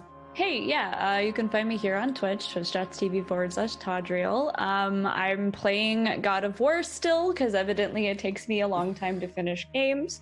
So we're doing that. I'll be back at that again on Saturday. And yeah, you can follow me on Twitter too, @Tadriel. Awesome. And I've been your GM, your game master, your space master, Blue Jay. You can find me starting out on, I think, Sunday, because I'm in Canada right now. Also in Canada, just we're all going to Canada. But you can find me over at twitch.tv/BlueJay. You can also find me on Mondays when I do 2 different role-playing shows on twitch.tv/D&D and on twitch.tv/Adam Coble playing Zweihander. I'm playing D&D on the D&D channel, obviously. But in those games I'm playing and not GMing. So this is where you can find me GMing every week on Thursday at 4:30 p.m. Pacific time. You can catch a new episode of the Bystanders, and I hope that you've all been enjoying it. Please, please, please, as Potato said, we have a whole channel in the Discord to discuss the show, what you've thought about it, any